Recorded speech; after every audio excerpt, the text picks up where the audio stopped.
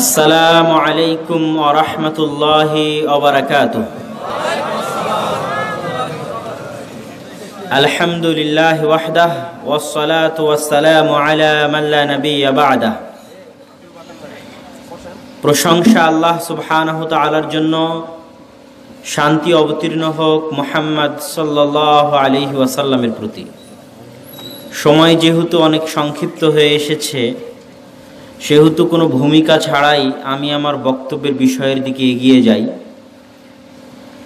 আজকে আপনাদের সামনে আমার সংক্ষিপ্ত বক্তব্যের বিষয়বস্তু একটি পরিবারকে আমরা কিভাবে ইসলামী পরিবার, সুন্দর পরিবার, আদর্শবান পরিবার,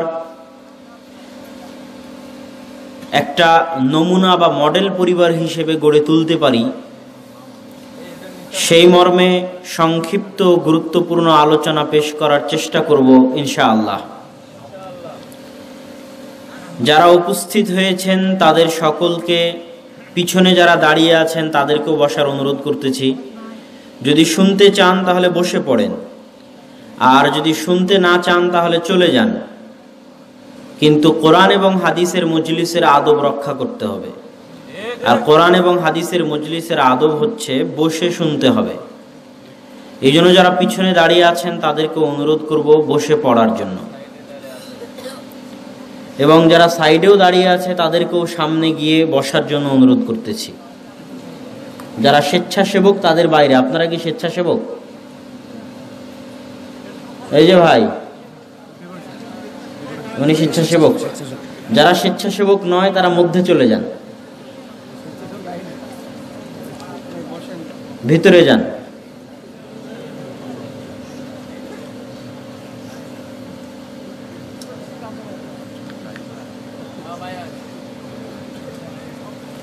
সর্বপ্রথম আমাদেরকে বুঝতে হবে পরিবারের গুরুত্ব। পরিবারের গুরুত্ব যদি আমি না বুঝি, তাহলে কেন একটি আদর্শ পরিবার আমাকে গড়ে তুলতে হবে আমি সেটাও বুঝবো না। পরিবারের গুরুত্ব বুঝাতে গিয়ে আমি কয়েকটা পয়েন্ট আপনাদের সামনে রাখবো, যে ইসলামের দৃষ্টিতে একটি পরিবার কতটা গুরুত্বপূর্ণ।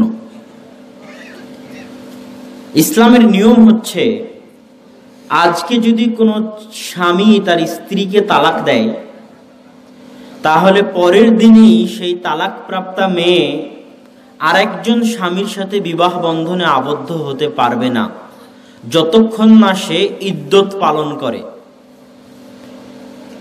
আজকে যদি কোনো স্বামী মারা যায়, তাহলে পরের দিনেই তার স্ত্রী আরেকজন স্বামীর সাথে, আরেকজন পুরুষের সাথে বিবাহ বন্ধনে আবদ্ধ হতে পারবে না, যতক্ষণ না সে ইদ্যত পালন করে। ইসলাম এই নিয়মটা কেন রেখেছে? ইসলাম এই নিয়মটা এই জন্যই রেখেছে যে যখন কোনো স্বামী তার স্ত্রীকে তালাক দিবে, বা যখন কোনো স্বামী মারা যাবে, স্ত্রী যদি তার পরের দিনেই আরেকজনের সাথে বিবাহ বন্ধনে আবদ্ধ হয়, তাহলে তার পেটে যে সন্তানটা আসবে, এই সন্তানটার পিতা কে হবে তা বোঝা যাবে না। এই জন্য তাকে 4 মাস 10 দিন অপেক্ষা করতে হবে যে তার পেটে প্রথম স্বামীর পক্ষ থেকে কোনো সন্তান আছে কিনা, এটা স্পষ্ট হওয়ার জন্য। কেননা যখন আর স্পষ্ট হওয়া যাবে না যে কে পিতা, তখন সন্তান তার পিতার পরিচয় হারিয়ে ফেলবে। আর যখন সন্তান পিতার পরিচয় হারিয়ে ফেলবে, তখন পরিবার হারিয়ে যাবে, তখন পরিবার আর টিকবে না, পরিবার আর থাকবে না। ইসলামের দৃষ্টিতে পরিবার এতটাই গুরুত্বপূর্ণ যে আল্লাহ এবং তার রাসূল সাল্লাল্লাহু আলাইহি ওয়াসাল্লাম, কোন স্বামী যদি তার স্ত্রীকে তালাক দিতে চায়, তাহলে এক বৈঠকে, এক মজলিসে, একই সময়ে, একই সাথে হাসি মজাকে বা রাগের মাথায় 3 তালাক দিয়ে স্ত্রীকে বিচ্ছিন্ন করে দিবে, এই সুযোগ ইসলামে নাই। কেননা পরিবার এতটা ঠুনকো, এতটা হালকা, এতটা ফেলে দেওয়ার বস্তু ইসলামের নিকটে নয় যে 1 মিনিটে সেই পরিবারকে ধ্বংস করে দেওয়া যাবে। ইসলাম বলেছে, তুমি যদি তোমার স্ত্রীকে তালাক দিতে চাও, তাহলে 3 মাস ভাবো, 3 মাস চিন্তা ভাবনা করো, প্রথম মাস চিন্তা ভাবনা করে এক তালাক দাও, আবার চিন্তা ভাবনা করো, পরের মাস চিন্তা ভাবনা করে দ্বিতীয় তালাক দাও, আবার চিন্তা ভাবনা করো, তারপরে তৃতীয় মাস চিন্তা ভাবনা করে তৃতীয় তালাক দাও। তুমি তোমার পরিবার শেষ করবা না রাখবা, এই সিদ্ধান্ত তোমাকে কমসে কম 3 মাসে নিতে হবে। কেননা পরিবার ইসলামের অনেক গুরুত্বপূর্ণ একটি বিষয়। 4 নম্বর পয়েন্ট, ইসলামে মুসলমানের রক্ত হারাম, মুসলমানের ধন সম্পদ হারাম, মুসলমানের ইজ্জত মান সম্মান হারাম। তার মানে হচ্ছে আমি কোনো মুসলিমের গায়ে হাত দিতে পাবো না, কেননা তার রক্ত হারাম। আমি কোনো মুসলিমের টাকা পয়সা চুরি ছিনতাই ডাকাতি করতে পারবো না, কেননা তার মাল ধন সম্পদ হারাম। আমি কোনো মুসলমানের গীবত অপবাদ তোহমত করতে পারবো না, কেননা তার মান সম্মান হারাম। কেমন হারাম? আল্লাহর রাসূল বলতেছেন, তোমরা আজকে আইয়ু শাহরিন হাদা, এটা কোন মাসে তোমরা আছো? বিদায় হজ্জের ভাষণ তো বলে আল্লাহ রাসূল এটা জিলহজ মাস। তো বলে আইয়ু ইয়াউমিন হাদা, এটা কোন দিন? তো আল্লাহ রাসূল এটা আরাফার দিন। তো বলে আইয়ু বালাদিন হাদা, এটা কোন শহর? তো বলে এটা আল্লাহ রাসূল মক্কা শহর।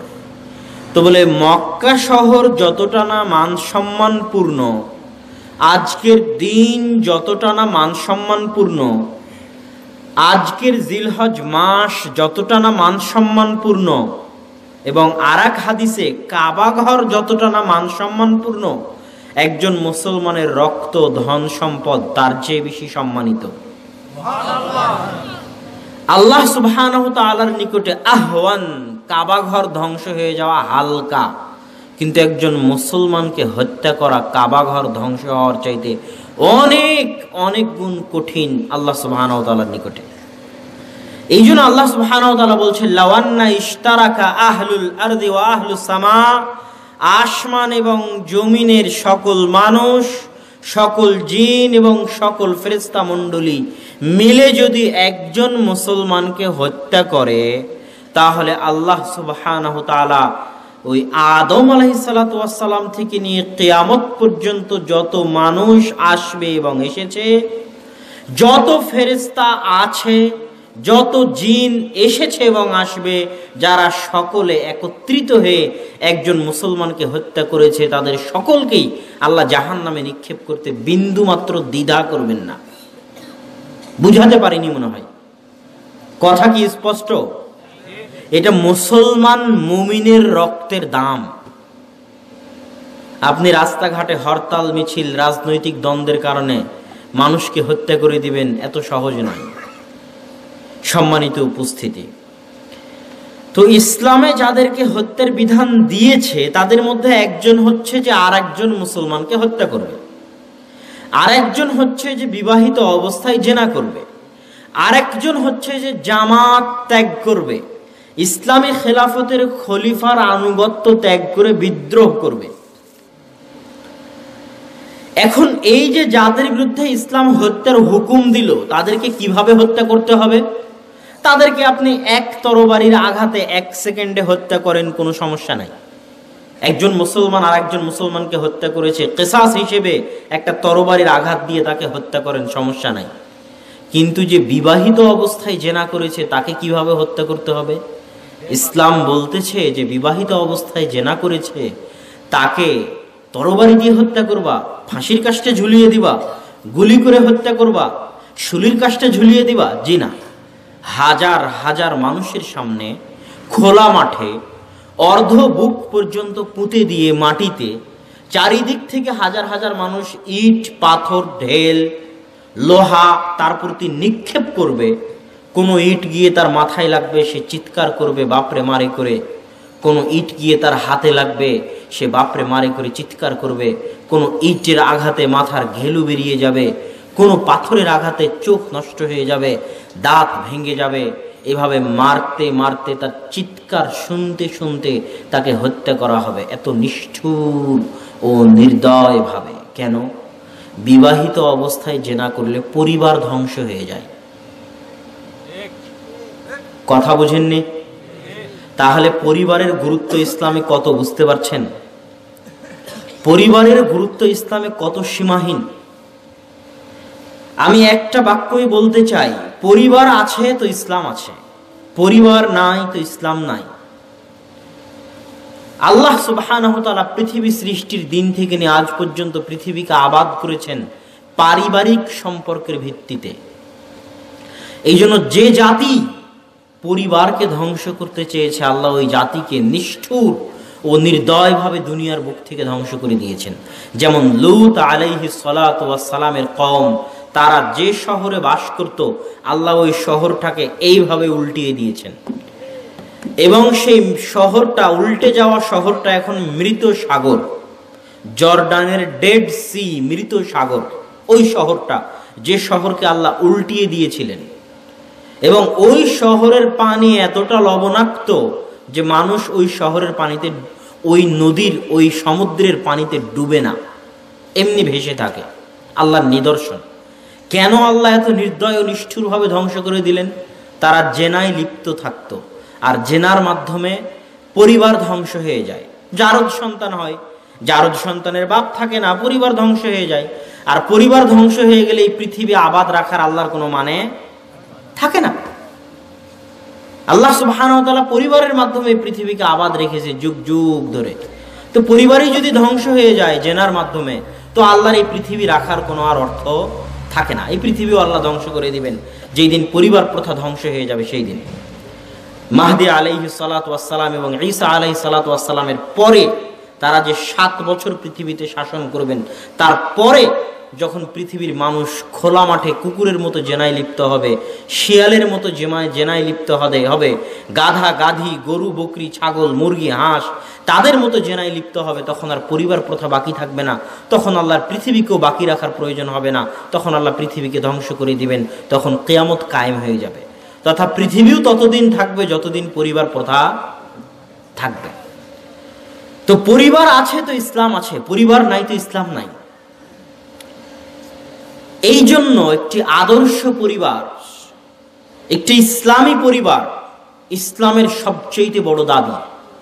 আল জিল আস-সালেহ, পরবর্তী প্রজন্ম। আজকে যে ছোট ছোট বাচ্চাগুলো আছে, এই বৈঠকেও, এই সম্মেলনেও আছে, এরা আজ থেকে 20 বছর পর বাংলাদেশ আবাদ করবে, এরা আজ থেকে 20 বছর পর পৃথিবী আবাদ করবে। এই সন্তানগুলোকে যদি সৎ করে গড়ে তোলা না যায়, এই সন্তানগুলোকে যদি আদর্শবান করে গড়ে তোলা না যায়, চরিত্রবান করে গড়ে তোলা না যায়, তাহলে এই পৃথিবী আর বসবাসের যোগ্য থাকবে না। এই জন্য ইসলামের সবচেয়ে বড় মাকসাদ হচ্ছে সৎ প্রজন্ম গড়ে তোলা, সৎ সন্তান গড়ে তোলা। এই সৎ সন্তান, এই সৎ প্রজন্ম আমরা কিভাবে পাবো? আমরা কিভাবে একটি আদর্শ পরিবার গড়ে তুলব? এই আদর্শ পরিবার গড়ে তোলার শুরুটা হয় বিবাহের মাধ্যমে। এই বৈবাহিক সম্পর্ক যদি প্রেমের মাধ্যমে হয়, হারাম সম্পর্কের মাধ্যমে হয়, তাহলে প্রথম দিন থেকেই ওই পরিবার আল্লাহ সুবহানাহু ওয়া তাআলার বরকত বঞ্চিত থাকে, আল্লাহ সুবহানাহু ওয়া তাআলার রহমত বঞ্চিত থাকে। রাসূল সাল্লাল্লাহু আলাইহি ওয়াসাল্লাম বলেছেন, তুনকাহুল মারআতু লিআরবাইন, তোমরা বিবাহ করো 4টি জিনিস দেখে, করে থাকো। আমি জানি তোমরা করো এই কাজ, যে তোমরা 4টি জিনিস দেখে বিবাহ করো। 1, লিজামালিহা, তোমরা বিবাহ করার সময় মেয়ের সৌন্দর্য দেখো। 2, লিহাসবিহা, তোমরা বিবাহ করার সময় মেয়ের বংশমর্যাদা দেখো। 3, লিমালিহা, তোমরা বিবাহ করার সময় মেয়ের বাপের টাকা পয়সা আছে কিনা, ডিমান্ড দিতে পারবে কিনা, মোটরসাইকেল, সোফা, ফ্রিজ কিনে দিতে পারবে কিনা, সেটা তোমরা দেখো।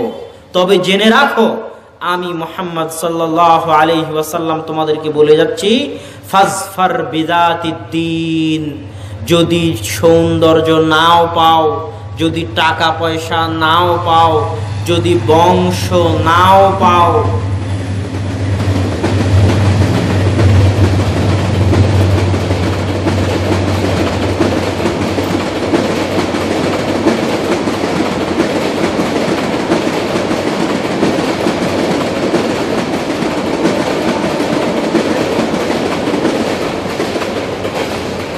তো অন্তত পক্ষে যেন তোমার স্ত্রীর মধ্যে দীনদারিতা থাকে, এই দীনদারিতা দেখে তোমরা বিবাহ করিও। কেননা একটি আদর্শ পরিবারের সবচেয়ে গুরুত্বপূর্ণ সদস্য একজন আদর্শবান স্ত্রী, একজন দীনদার স্ত্রী, একজন পরহেজগার স্ত্রী, একজন সৎ সতী সাধবী আল্লাহ ভীরু স্ত্রী।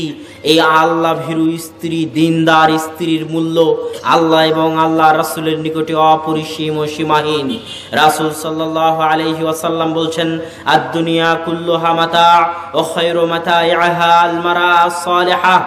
আসমান এবং জমিন তার মাঝে যা কিছু আছে সবই সম্পদ, তবে সবচেয়ে দামি, সবচেয়ে শ্রেষ্ঠ, সবচেয়ে মূল্যবান সম্পদ হচ্ছে আল মারআ সালিহা, সতী সাধবী ন্যায়পরায়ণ পরহেজগার দিনদার স্ত্রী। একজন সতী সাধবী ন্যায়পরায়ণ পরহেজগার দিনদার স্ত্রীর গুরুত্ব আল্লাহর নিকটে এত বেশি যে যখন ইব্রাহিম আলাইহিস সালাতু ওয়াস সালাম তার স্ত্রী সারাকে নিয়ে জালেম বাদশার শহরের পাশ দিয়ে অতিক্রম করছেন, তখন জালেম বাদশা সারা আলাইহিস সালাতু ওয়াস সালামের সৌন্দর্যে মুগ্ধ হয়ে তাকে তার দরবারে ডেকে পাঠায় এবং তার সাথে খারাপ কাজে লিপ্ত হওয়ার জন্য এগিয়ে যায়। তখন সারা আল্লাহকে ডেকে বলছেন, সালাতে দাঁড়িয়ে গিয়ে আল্লাহকে ডেকে বলছেন, আল্লাহুম্মা ইন কুনতা তা'লাম, হে আল্লাহ তুমি যদি জেনে থাকো, তুমি যদি জানো আমি সারা আমার লজ্জা স্থানের হেফাজত করেছি, পর্দার রক্ষা করেছি, আমার স্বামী ছাড়া আমার শরীর আমার অঙ্গ প্রত্যঙ্গ কাউকে দেখতেও দেইনি, ব্যবহারও করতে দেইনি, তুমি যদি এটা জেনে থাকো আল্লাহ, তাহলে আজকের দিনে লা তুসাল্লিত আলাইয়াল কাফের, আমার উপর কোনো কাফেরকে জয়ই করিও না। এই দোয়া করা মাত্র ওই জালেম বাদশার হাত পা অবশ হয়ে যায়। এটা একজন সতী নারীর মূল্য আল্লাহ সুবহানাহু ওয়া তাআলার নিকটে। সম্মানিত উপস্থিতি, এই জন্য রাসূল সাল্লাল্লাহু আলাইহি ওয়াসাল্লাম বলেছেন যে সতী নারী আসমানের নিচে জমিনের উপরে সবচেয়ে দামি, সবচেয়ে মূল্যবান সম্পদ।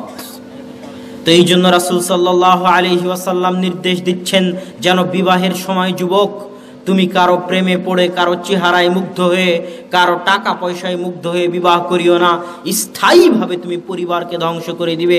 বিবাহ করলে দীনদারিতা দেখে বিবাহ করো, ন্যায় পরায়ণতা পরহেজগারিতা দেখে বিবাহ করো, তোমার পরিবার সুন্দর হবে। আমি তুমি বুঝি আর না বুঝি, আমি তুমি মেয়েদের গুরুত্ব বুঝি আর না বুঝি, আমি তুমি নারীদের গুরুত্ব বুঝি আর না বুঝি, আমি তুমি একজন সতী নারীর মর্যাদা বুঝি আর না বুঝি, ইহুদি খ্রিস্টান অবশ্যই বুঝে। তারা জানে যে মুসলমান জাতির মেয়েদেরকে যদি নষ্ট করে দেওয়া যায়, মুসলমানের মেয়েদেরকে যদি ধ্বংস করে দেওয়া যায়, মুসলমানের মেয়েদেরকে যদি রাস্তায় বের করে আনা যায়, মুসলমানের মেয়েদেরকে যদি বেপর্দা হয়ে চাল চালাতে পারা যায়, মুসলমানের মেয়েদেরকে যদি গার্মেন্টস কাজকর্ম অফিস আদালত সব জায়গায় বেহায়াপনা বেলেল্লাপনা ছড়িয়ে দেওয়া যায়, তাহলে এই সমস্ত নারীর পেট থেকে সালাহুদ্দিন আইয়ুবীর জন্ম হবে না, এই সমস্ত মাদের পেট থেকে ওমর ইবনুল খাত্তাব, তারেক বিন জিয়াদ, মোহাম্মদ বিন কাসেমের জন্ম হবে না, বরং এরা জাতিকে কুলাঙ্গার সন্তানই উপহার দিয়ে যাবে যদি তারা নিজেরা কুলাঙ্গার হয়ে থাকে। এটা ইহুদি খ্রিস্টানরা জানে, আমি আপনি জানি আর না জানি। এই জন্য তাদের যত প্রজেক্ট আছে সব প্রজেক্টের অধিকাংশ অর্থ তারা মুসলমান মেয়েদের ঘর থেকে বের করার জন্য কাজে লাগায়। কিভাবে তাদেরকে ঘর থেকে বের করা যাবে? তুমি যদি ঘরে থাকো তাহলে হাউস ওয়াইফ, তুমি যদি ঘরে থাকো তাহলে গৃহিণী, তুমি যদি ঘরে থাকো তাহলে অবরোধবাসিনী। বাইরে আসো, চাকরি করো, টাকা পয়সা ইনকাম করো, বাইরের দুনিয়া দেখো, বেকার হয়ে কেন বসে থাকবে? অথচ ওই মা ওই বোন জানে না যে আল্লাহ সুবহানাহু ওয়া তাআলা তাকে আসমানের নিচে জমিনের উপর সবচেয়ে বড় চাকরি, সবচেয়ে দামি চাকরি, সবচেয়ে গুরুত্বপূর্ণ চাকরি, সবচেয়ে কঠিন চাকরি দিয়েছেন। আর সেই কঠিন চাকরিটা হচ্ছে একটা ছোট্ট সন্তানকে সৎ সন্তান রূপে গড়ে তোলা। এর চেয়ে কঠিন কাজ পৃথিবীতে নাই। পিতা হতে পারলেই, জন্ম দিতে পারলেই পিতা হওয়া যায় না, আর জন্ম দিতে পারলেই মা হওয়া যায় না। এটা মাথায় রাখতে হবে, মনে রাখতে হবে। পিতা হওয়া সন্তান লালন পালন করা, সন্তানকে কন্ট্রোলে রাখা এবং সন্তানকে আদর্শবান করে গড়ে তোলা, সৎ করে গড়ে তোলা পৃথিবীর কঠিন কাজগুলোর একটি।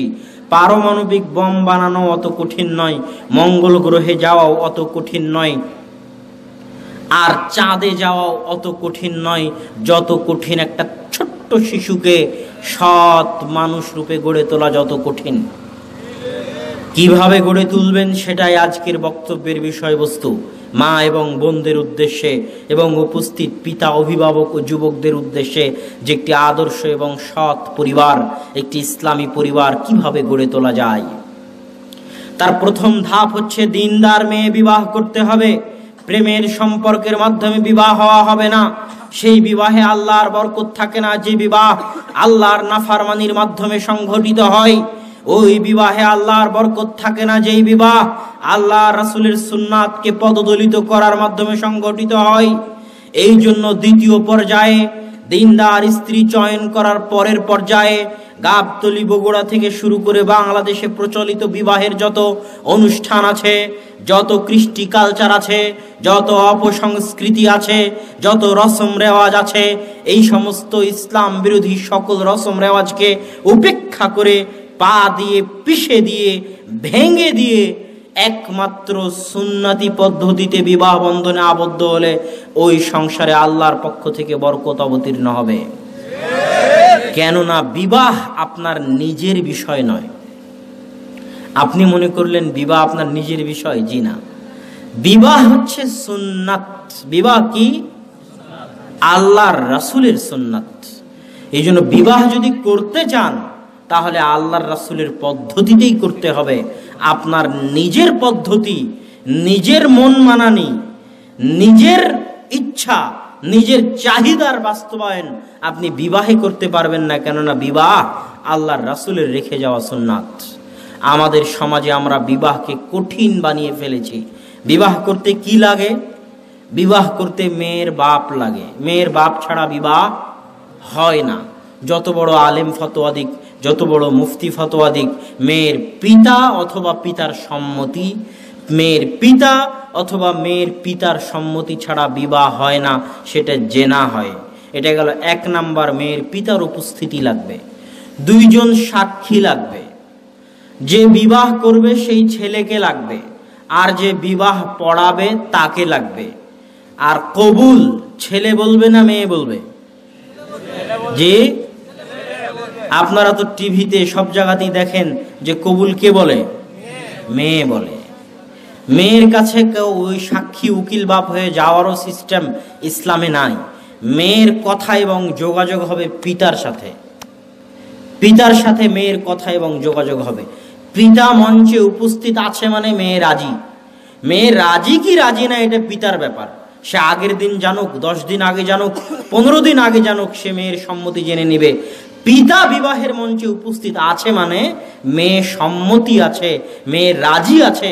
ওইটা পিতার জিম্মেদারি, মেয়ে রাজি আছে না নাই সেটা বের করা এবং সেটা জেনে বিবাহের মঞ্চে উপস্থিত হওয়া, ওইটা পিতার জিম্মেদারি।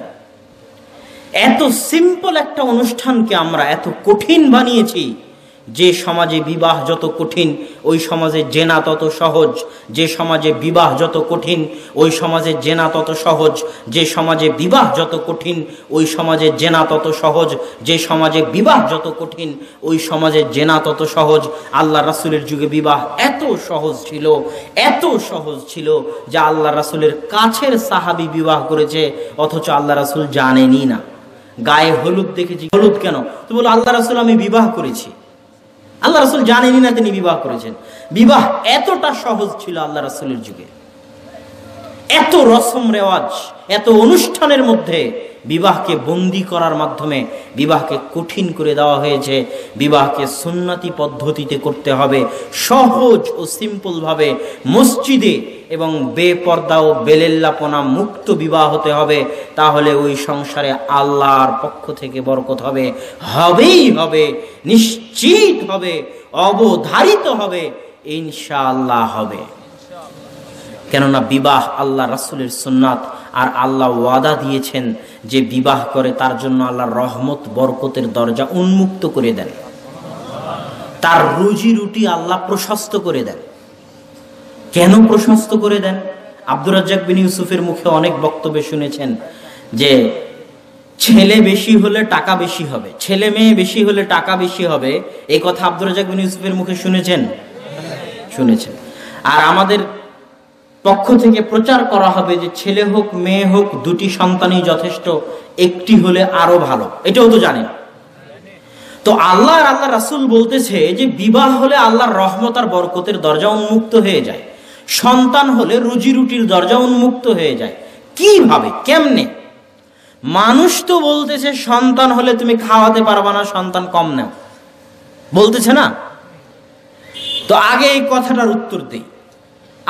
আল্লাহ সুবহানাহু ওয়া তাআলা কোরআনে বলতেছে, লা তাকতুলু আওলাদাকুম খাশিয়াতা ইমলাক, তোমরা তোমাদের সন্তানদেরকে দারিদ্রতার ভয়ে হত্যা করিও না। নাহনু নারযুকুকুম ওয়া ইয়্যাহুম, এই বাক্যটার ওজন কয়েক কোটি মন। আসলে এটা ওজন করাও সম্ভব নয়।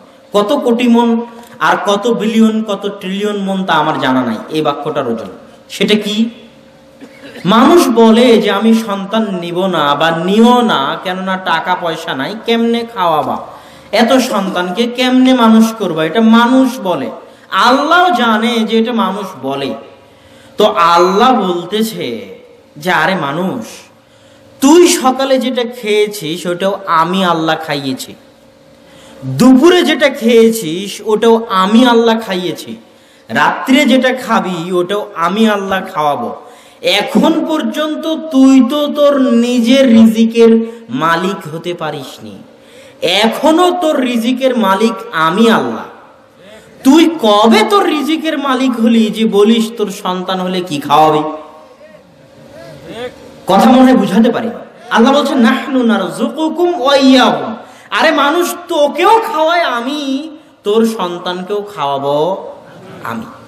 তুই তো এখনো তোর নিজেরই রুজি রুটির মালিক হতে পারিসনি, নিজেরই রিজিকের মালিক হতে পারিসনি, আর দাপটে বলিস যে সন্তান নিব না, সন্তানকে খাওয়াবো কেমনে?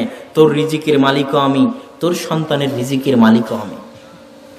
এখানে আর একটা কথা বলে রাখি, যে সমস্ত মা এবং বোনেরা আপনি সন্তান বিরতি দিয়ে নেন, স্বাস্থ্যের দিকে খেয়াল রেখে নেন, সেটা আলাদা কথা।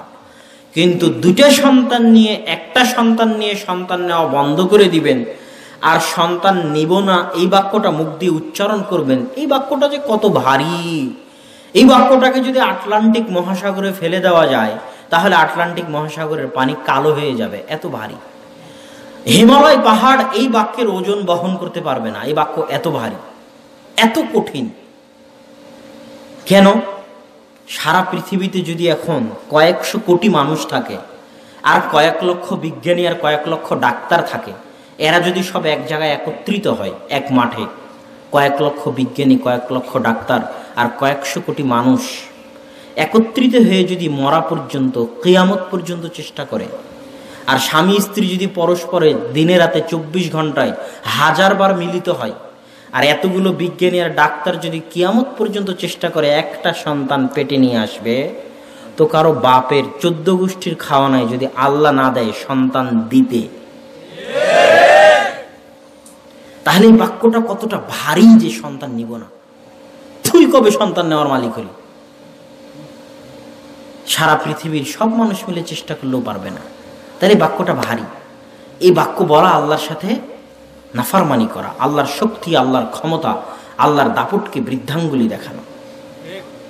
তো সম্মানিত উপস্থিতি, বিবাহ করলে সন্তান হলে রুজি রুটির দরজা কেন উন্মুক্ত হবে এই কথা বলছিলাম। কেন উন্মুক্ত হবে? আল্লাহ সুবহানাহু ওয়া তাআলা আল্লাহর রাসূলের ভাষা অনুযায়ী যে কুতিবাত লেখা হয়ে গেছে, মানুষের তাকদীর, পৃথিবী সৃষ্টির 50,000 বছর পূর্বে মানুষের ভাগ্য লেখা হয়ে গেছে। পৃথিবী সৃষ্টির 50,000 বছর পূর্বে। তো আমার ভাগ্যে যে রুজি রুটি আছে, আমার ভাগ্যে লেখা আছে আমি সকালে আলু ভর্তা দিয়ে ভাত খাবো, আমার দুপুরে লেখা আছে আমি পান্তা ভাত খাবো, আমার রাত্রে লেখা আছে আমি ডাল দিয়ে ভাত খাবো। তো এই ডাল দিয়ে ভাত খেতে যে টাকাটা লাগবে, ওই টাকাটা আল্লাহ আমাকে দিবে না দিবে না? ওই সিস্টেম, ওই ব্যবস্থাটা আল্লাহ আমাকে করে দিবে না দিবে না? আমাকে জাস্ট চেষ্টা করা লাগবে। ইসলাম বলেনি ঘরে বসে থাকো, ইসলাম বলছে ফাইদা কুদিয়াতিস সালাত ফান্তাশিরু ফিল আরজ, সালাত শেষ হয়ে গেছে ফজরের, আর শুয়ে থাকার সুযোগ নাই, বেরিয়ে পড়ো, আল্লাহর জমিনে আল্লাহর বরকত অনুসন্ধান করো। এখানে আর একটা সূক্ষ্ম জিনিস বলে যায়, আপনি ভ্যানওয়ালা হন, রিক্সাওয়ালা হন, ব্যবসায়িক হন, দোকানদার হন, যারাই মাঠে উপস্থিত আছেন, ভ্যানওয়ালা হন, রিক্সাওয়ালা হন, দোকানদার হন, ব্যবসায়ী হন, শিক্ষক হন, কর্মকর্তা হন, কর্মচারী হন, আল্লাহর এই আয়াত থেকে আপনাকে একটা সূক্ষ্ম জিনিস আজকে বলে যাই। আল্লাহ বলছেন ফাইদা কুদিয়াতিস সালাত, যখন সালাত শেষ হয়ে যায়, ফান্তাশিরু ফিল আরজ, তোমরা আল্লাহর জমিনে ছড়িয়ে পড়ো, ওয়াবতাগু মিন ফাজলিল্লাহ, আর আল্লাহর রহমত, বরকত, দয়া অনুসন্ধান করো। আয়াতটা কি বুঝলেন? এবার ব্যাখ্যাটা বলি। আপনি ভ্যানওয়ালা বসে আছেন, ভ্যান নিয়ে, পায়ের উপর পা দিয়ে, আমি গিয়ে আপনাকে বললাম চলেন গাবতলী বাজারে যাই, তার মানে আমি আল্লাহর দয়া আপনার কাছে এসেছি। বুঝাতে পারিনি, আমি মনে হয় বুঝাতে পারলাম না। আমি যে 10টা টাকা দিয়ে আপনার মাধ্যমে গাবতলী বাজারে যাব, এটা কার দয়া? আল্লাহর দয়া। আল্লাহ বলেছে জমিনে ছড়িয়ে পড়ো, আমার রিজিক অনুসন্ধান করো, কেননা আমার রিজিক হচ্ছে আমার দয়া। তো আল্লাহ আমাকে পাঠিয়েছে আপনার নিকটে আপনার রিজিকের ব্যবস্থা করার জন্য, যেন আমি আপনার মাধ্যমে গাবতলী বাজারে যাই আর আপনাকে 10টা টাকা দিই। এবার আপনি যদি বলেন যে যাব না, তাহলে আপনি আল্লাহর একটা দয়াকে কি করলেন? দূরে সরিয়ে দিলেন। বুঝাতে পারিনি। আপনার দোকানে একজন দোকানদার এসেছে, হয়তো 10টায় আপনি দোকান বন্ধ করেন, তো ঠিক 10টার সময় যখন পাল্লা লাগাচ্ছেন তখন এসেছে কিছু কিনতে, ওটা আল্লাহর দয়া। আল্লাহর দয়াকে অবহেলা করিয়েন না। আপনি গাড়ির ড্রাইভার, আপনি হয়তো আজকে বিশ্রাম নিতে চাচ্ছেন, এই সময় একজন ফোন দিয়েছে একটা ভাড়া নেওয়ার জন্য, ওটা আল্লাহর দয়া। তো যেখান থেকেই রিজিক আসুক, যেখান থেকেই রুজি আসুক, সেটা কার দয়া? আল্লাহর দয়া। এই জন্য রুজি রুটি, হালাল রুজি রুটির কোন রাস্তা ইচ্ছাকৃত ভাবে পরিত্যাগ করা উচিত নয়। সম্মানিত উপস্থিতি, তো যেহেতু আমাদের রুজি রুটি 50,000 বছর পূর্বে আল্লাহ লিখে রেখেছে, তো এখন আমি যখন বিবাহ করলাম, তো আমার স্ত্রীর ভাগ্যে যদি 3 বেলা গোস্ত মাছ পোলাও লেখা থাকে, তো ওই গোস্ত মাছ পোলাওয়ের টাকাটা আল্লাহ কার মাধ্যম দিয়ে দিবে? আমার মাধ্যম দিয়ে দিবে, কেননা তার রিজিকের দায়িত্ব আমি উঠিয়েছি। এই যে বললো মসজিদে মাদ্রাসায় এতিম আছে, 13টা এতিমের রুজির দায়িত্ব তিনি উঠিয়েছেন। তো 13টা এতিমের ভাগ্যে যা খাবার লেখা আছে, ওই খাবারটা আল্লাহ তার হাত দিয়েই দিবে। এটা আল্লাহর পৃথিবী পরিচালনায় আল্লাহর নীতি। এটা হচ্ছে পৃথিবী পরিচালনায় 1000 বছর থেকে চলে আসা আল্লাহর নিয়ম। আল্লাহ বলছে পৃথিবীতে একটা পিঁপড়াও চলে না, একটা মাছিও চলে না, একটা মশাও চলে না, একটা উট, গরু, ছাগল, ভেড়া, চতুষ্পদ জন্তু, জীবজন্তু, জানোয়ার, যত 1000 কোটি জীবজন্তু জানোয়ার হোক সারা পৃথিবীতে, সকলের প্রত্যেক দিনের কি খেতে হবে, কি রুজি দিতে হবে, সেটা আমার কাছে আছে। ওই চিন্তা কার? চিন্তা আল্লাহ। এই জন্য ওমর রাদিয়াল্লাহু তাআলা আনহু বলছেন, লাউ তাওয়াক্কালতুম আলাল্লাহি হাক্কা তাওয়াক্কুলি, তোমরা যদি আল্লাহর উপর সত্যিকার ভরসা করতে পারো, লারাযাকতুমুল্লাহ, আল্লাহ তোমাদেরকে রিজিক দিবেন, কামা ইয়ারযুকুত তায়র, যেমন আল্লাহ পাখিকে রিজিক দেন। পৃথিবী সৃষ্টির প্রথম দিন থেকে নিয়ে আজ পর্যন্ত, আজকেও পৃথিবীর 1000 লক্ষ কোটি পাখি তাদের ঘর থেকে তাগদু খেমাসা, খালি পেটে বের হয়েছে, ওয়াতারুহু বিতানা, আর আজকে তাদের ঘরে ফিরে এসেছে ভরা পেটে। তো প্রত্যেকদিন তাদের রুজির ব্যবস্থা কে করতেছে? আল্লাহ করতেছে। এবার যখন আপনার একটা সন্তান হবে, ওই সন্তানকে যতদিন আপনি বিবাহ দিয়ে আলাদা না করে দিয়েছেন, ততদিন ওই সন্তানের যা যা প্রয়োজন সেই টাকাটা আল্লাহ কার মাধ্যম দিয়ে দিবে? আপনার মাধ্যম দিয়ে দিবে। একটা হাদিস শুনেন, এই হাদিসটা বলে এই অংশের আলোচনা শেষ করে দিই। সেটা হচ্ছে রাসূল সাল্লাল্লাহু আলাইহি ওয়াসাল্লামের দরবারে একটা ছেলে আহলে সুফফা মসজিদে নববীতে বসে কোরআন এবং হাদিস পড়ে। তার ভাই আল্লাহর রাসূলের কাছে এসে অভিযোগ করেছে, ইশতাকা, অভিযোগ করেছে কি? আল্লাহ রাসূল, ইন্নালি আমার একটা ভাই আছে, আপনার মসজিদে নববীতে সারাদিন বসে পড়াশোনা করে, আর আমি মুহতারিফ, পেশাজীবী মানুষ, আমাকে খেটে খেতে হয়। আমার ভাই তো আমার কাছে সহযোগিতা করে না, পাল্টা আমাকে আমার ভাইয়ের খাবার, খাদ্যদ্রব্য, রুজি রুটি ব্যয়ভার বহন করতে হয়। আল্লাহ রাসূল, আপনি একটু আমার ভাইকে বলেন না, আমার ভাই যেন আমার কাজে সহযোগিতা করে। তখন আল্লাহ রাসূল বলতেছেন লাআল্লাকা তুরযাকু বিহি, শুনে রাখো হে সাহাবী, এখন তুমি যে রুজি রুটি টাকা পয়সা উপার্জন করতেছ, এই রুজি রুটি টাকা পয়সা তুমি এই জন্যই উপার্জন করতেছ যে তুমি তোমার একটা ভাই যে মাদ্রাসায় পড়ে তার রিজিকের ব্যয়ভার বহন করো। ওই রিজিকের ব্যয়ভার বহন করার বদৌলতে আল্লাহ তোমার রুজি রুটিতে বরকত দেয়। তুমি যদি এটা বন্ধ করে দাও তাহলে এখন যা ইনকাম করতেছ এটাতেও তুমি বরকত হারিয়ে ফেলবে, বেশি হওয়া তো বহু দূরের কথা। এই হাদিস স্পষ্ট প্রমাণ করে যে আপনার সন্তান যত বেশি হবে, যতজনের দায়িত্ব আপনি গ্রহণ করবেন, আল্লাহ আপনার তত রুজি রুটিতে ততটা প্রশস্ততা দিবে। আর বিবাহ করলে কেন আরো রহমতের দরজা উন্মুক্ত হয়? রাসূল সাল্লাল্লাহু আলাইহি ওয়াসাল্লাম বলছেন, ওমা আনফাকার রাজুলু আলা নাফসিহি আও আহলিহি ওয়া ওয়ালাদিহি ওয়া খাদিমিহি ফাহুয়া লাহু।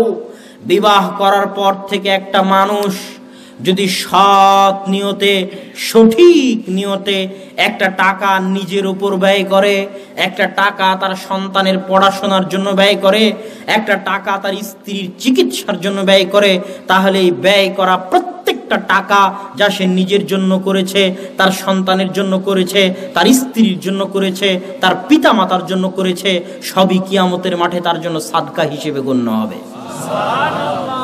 তাহলে কতটা আপনার সামনে রহমত এবং বরকতের দরজা একটা সঠিক পরিবার উন্মুক্ত করে দেয়। সম্মানিত উপস্থিতি, বিবাহ করে বাসর ঘরে নিয়ে আসলেন, বাসর ঘরে নিয়ে এসে স্ত্রীর কপালে হাত দিয়ে দোয়া করতে হবে, আল্লাহুম্মা ইন্নী আসআলুকা খায়রাহা ওয়া খায়রা মা জাবালতা ফিহা ওয়া আউযু বিকা মিন শাররিহা ওয়া শাররি মা জাবালতা ফিহা।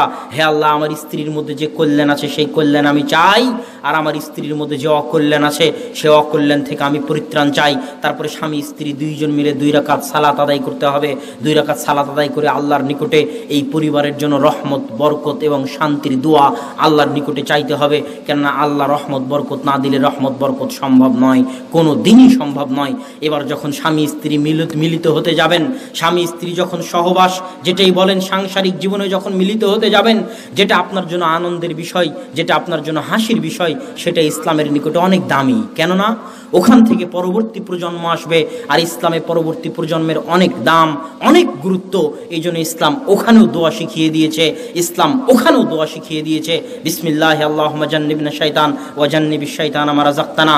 হে আল্লাহ, আজকে আমরা যে সাংসারিক জীবনে লিপ্ত হচ্ছি, এই সাংসারিক জীবন থেকে যদি কোনো সন্তান আসে তাহলে তুমি সেই সন্তানকে শয়তানের সংস্পর্শ থেকে দূরে রাখিও। কত সুন্দর ইসলামের পরিকল্পনা শুধু একটা সন্তানকে নিয়ে।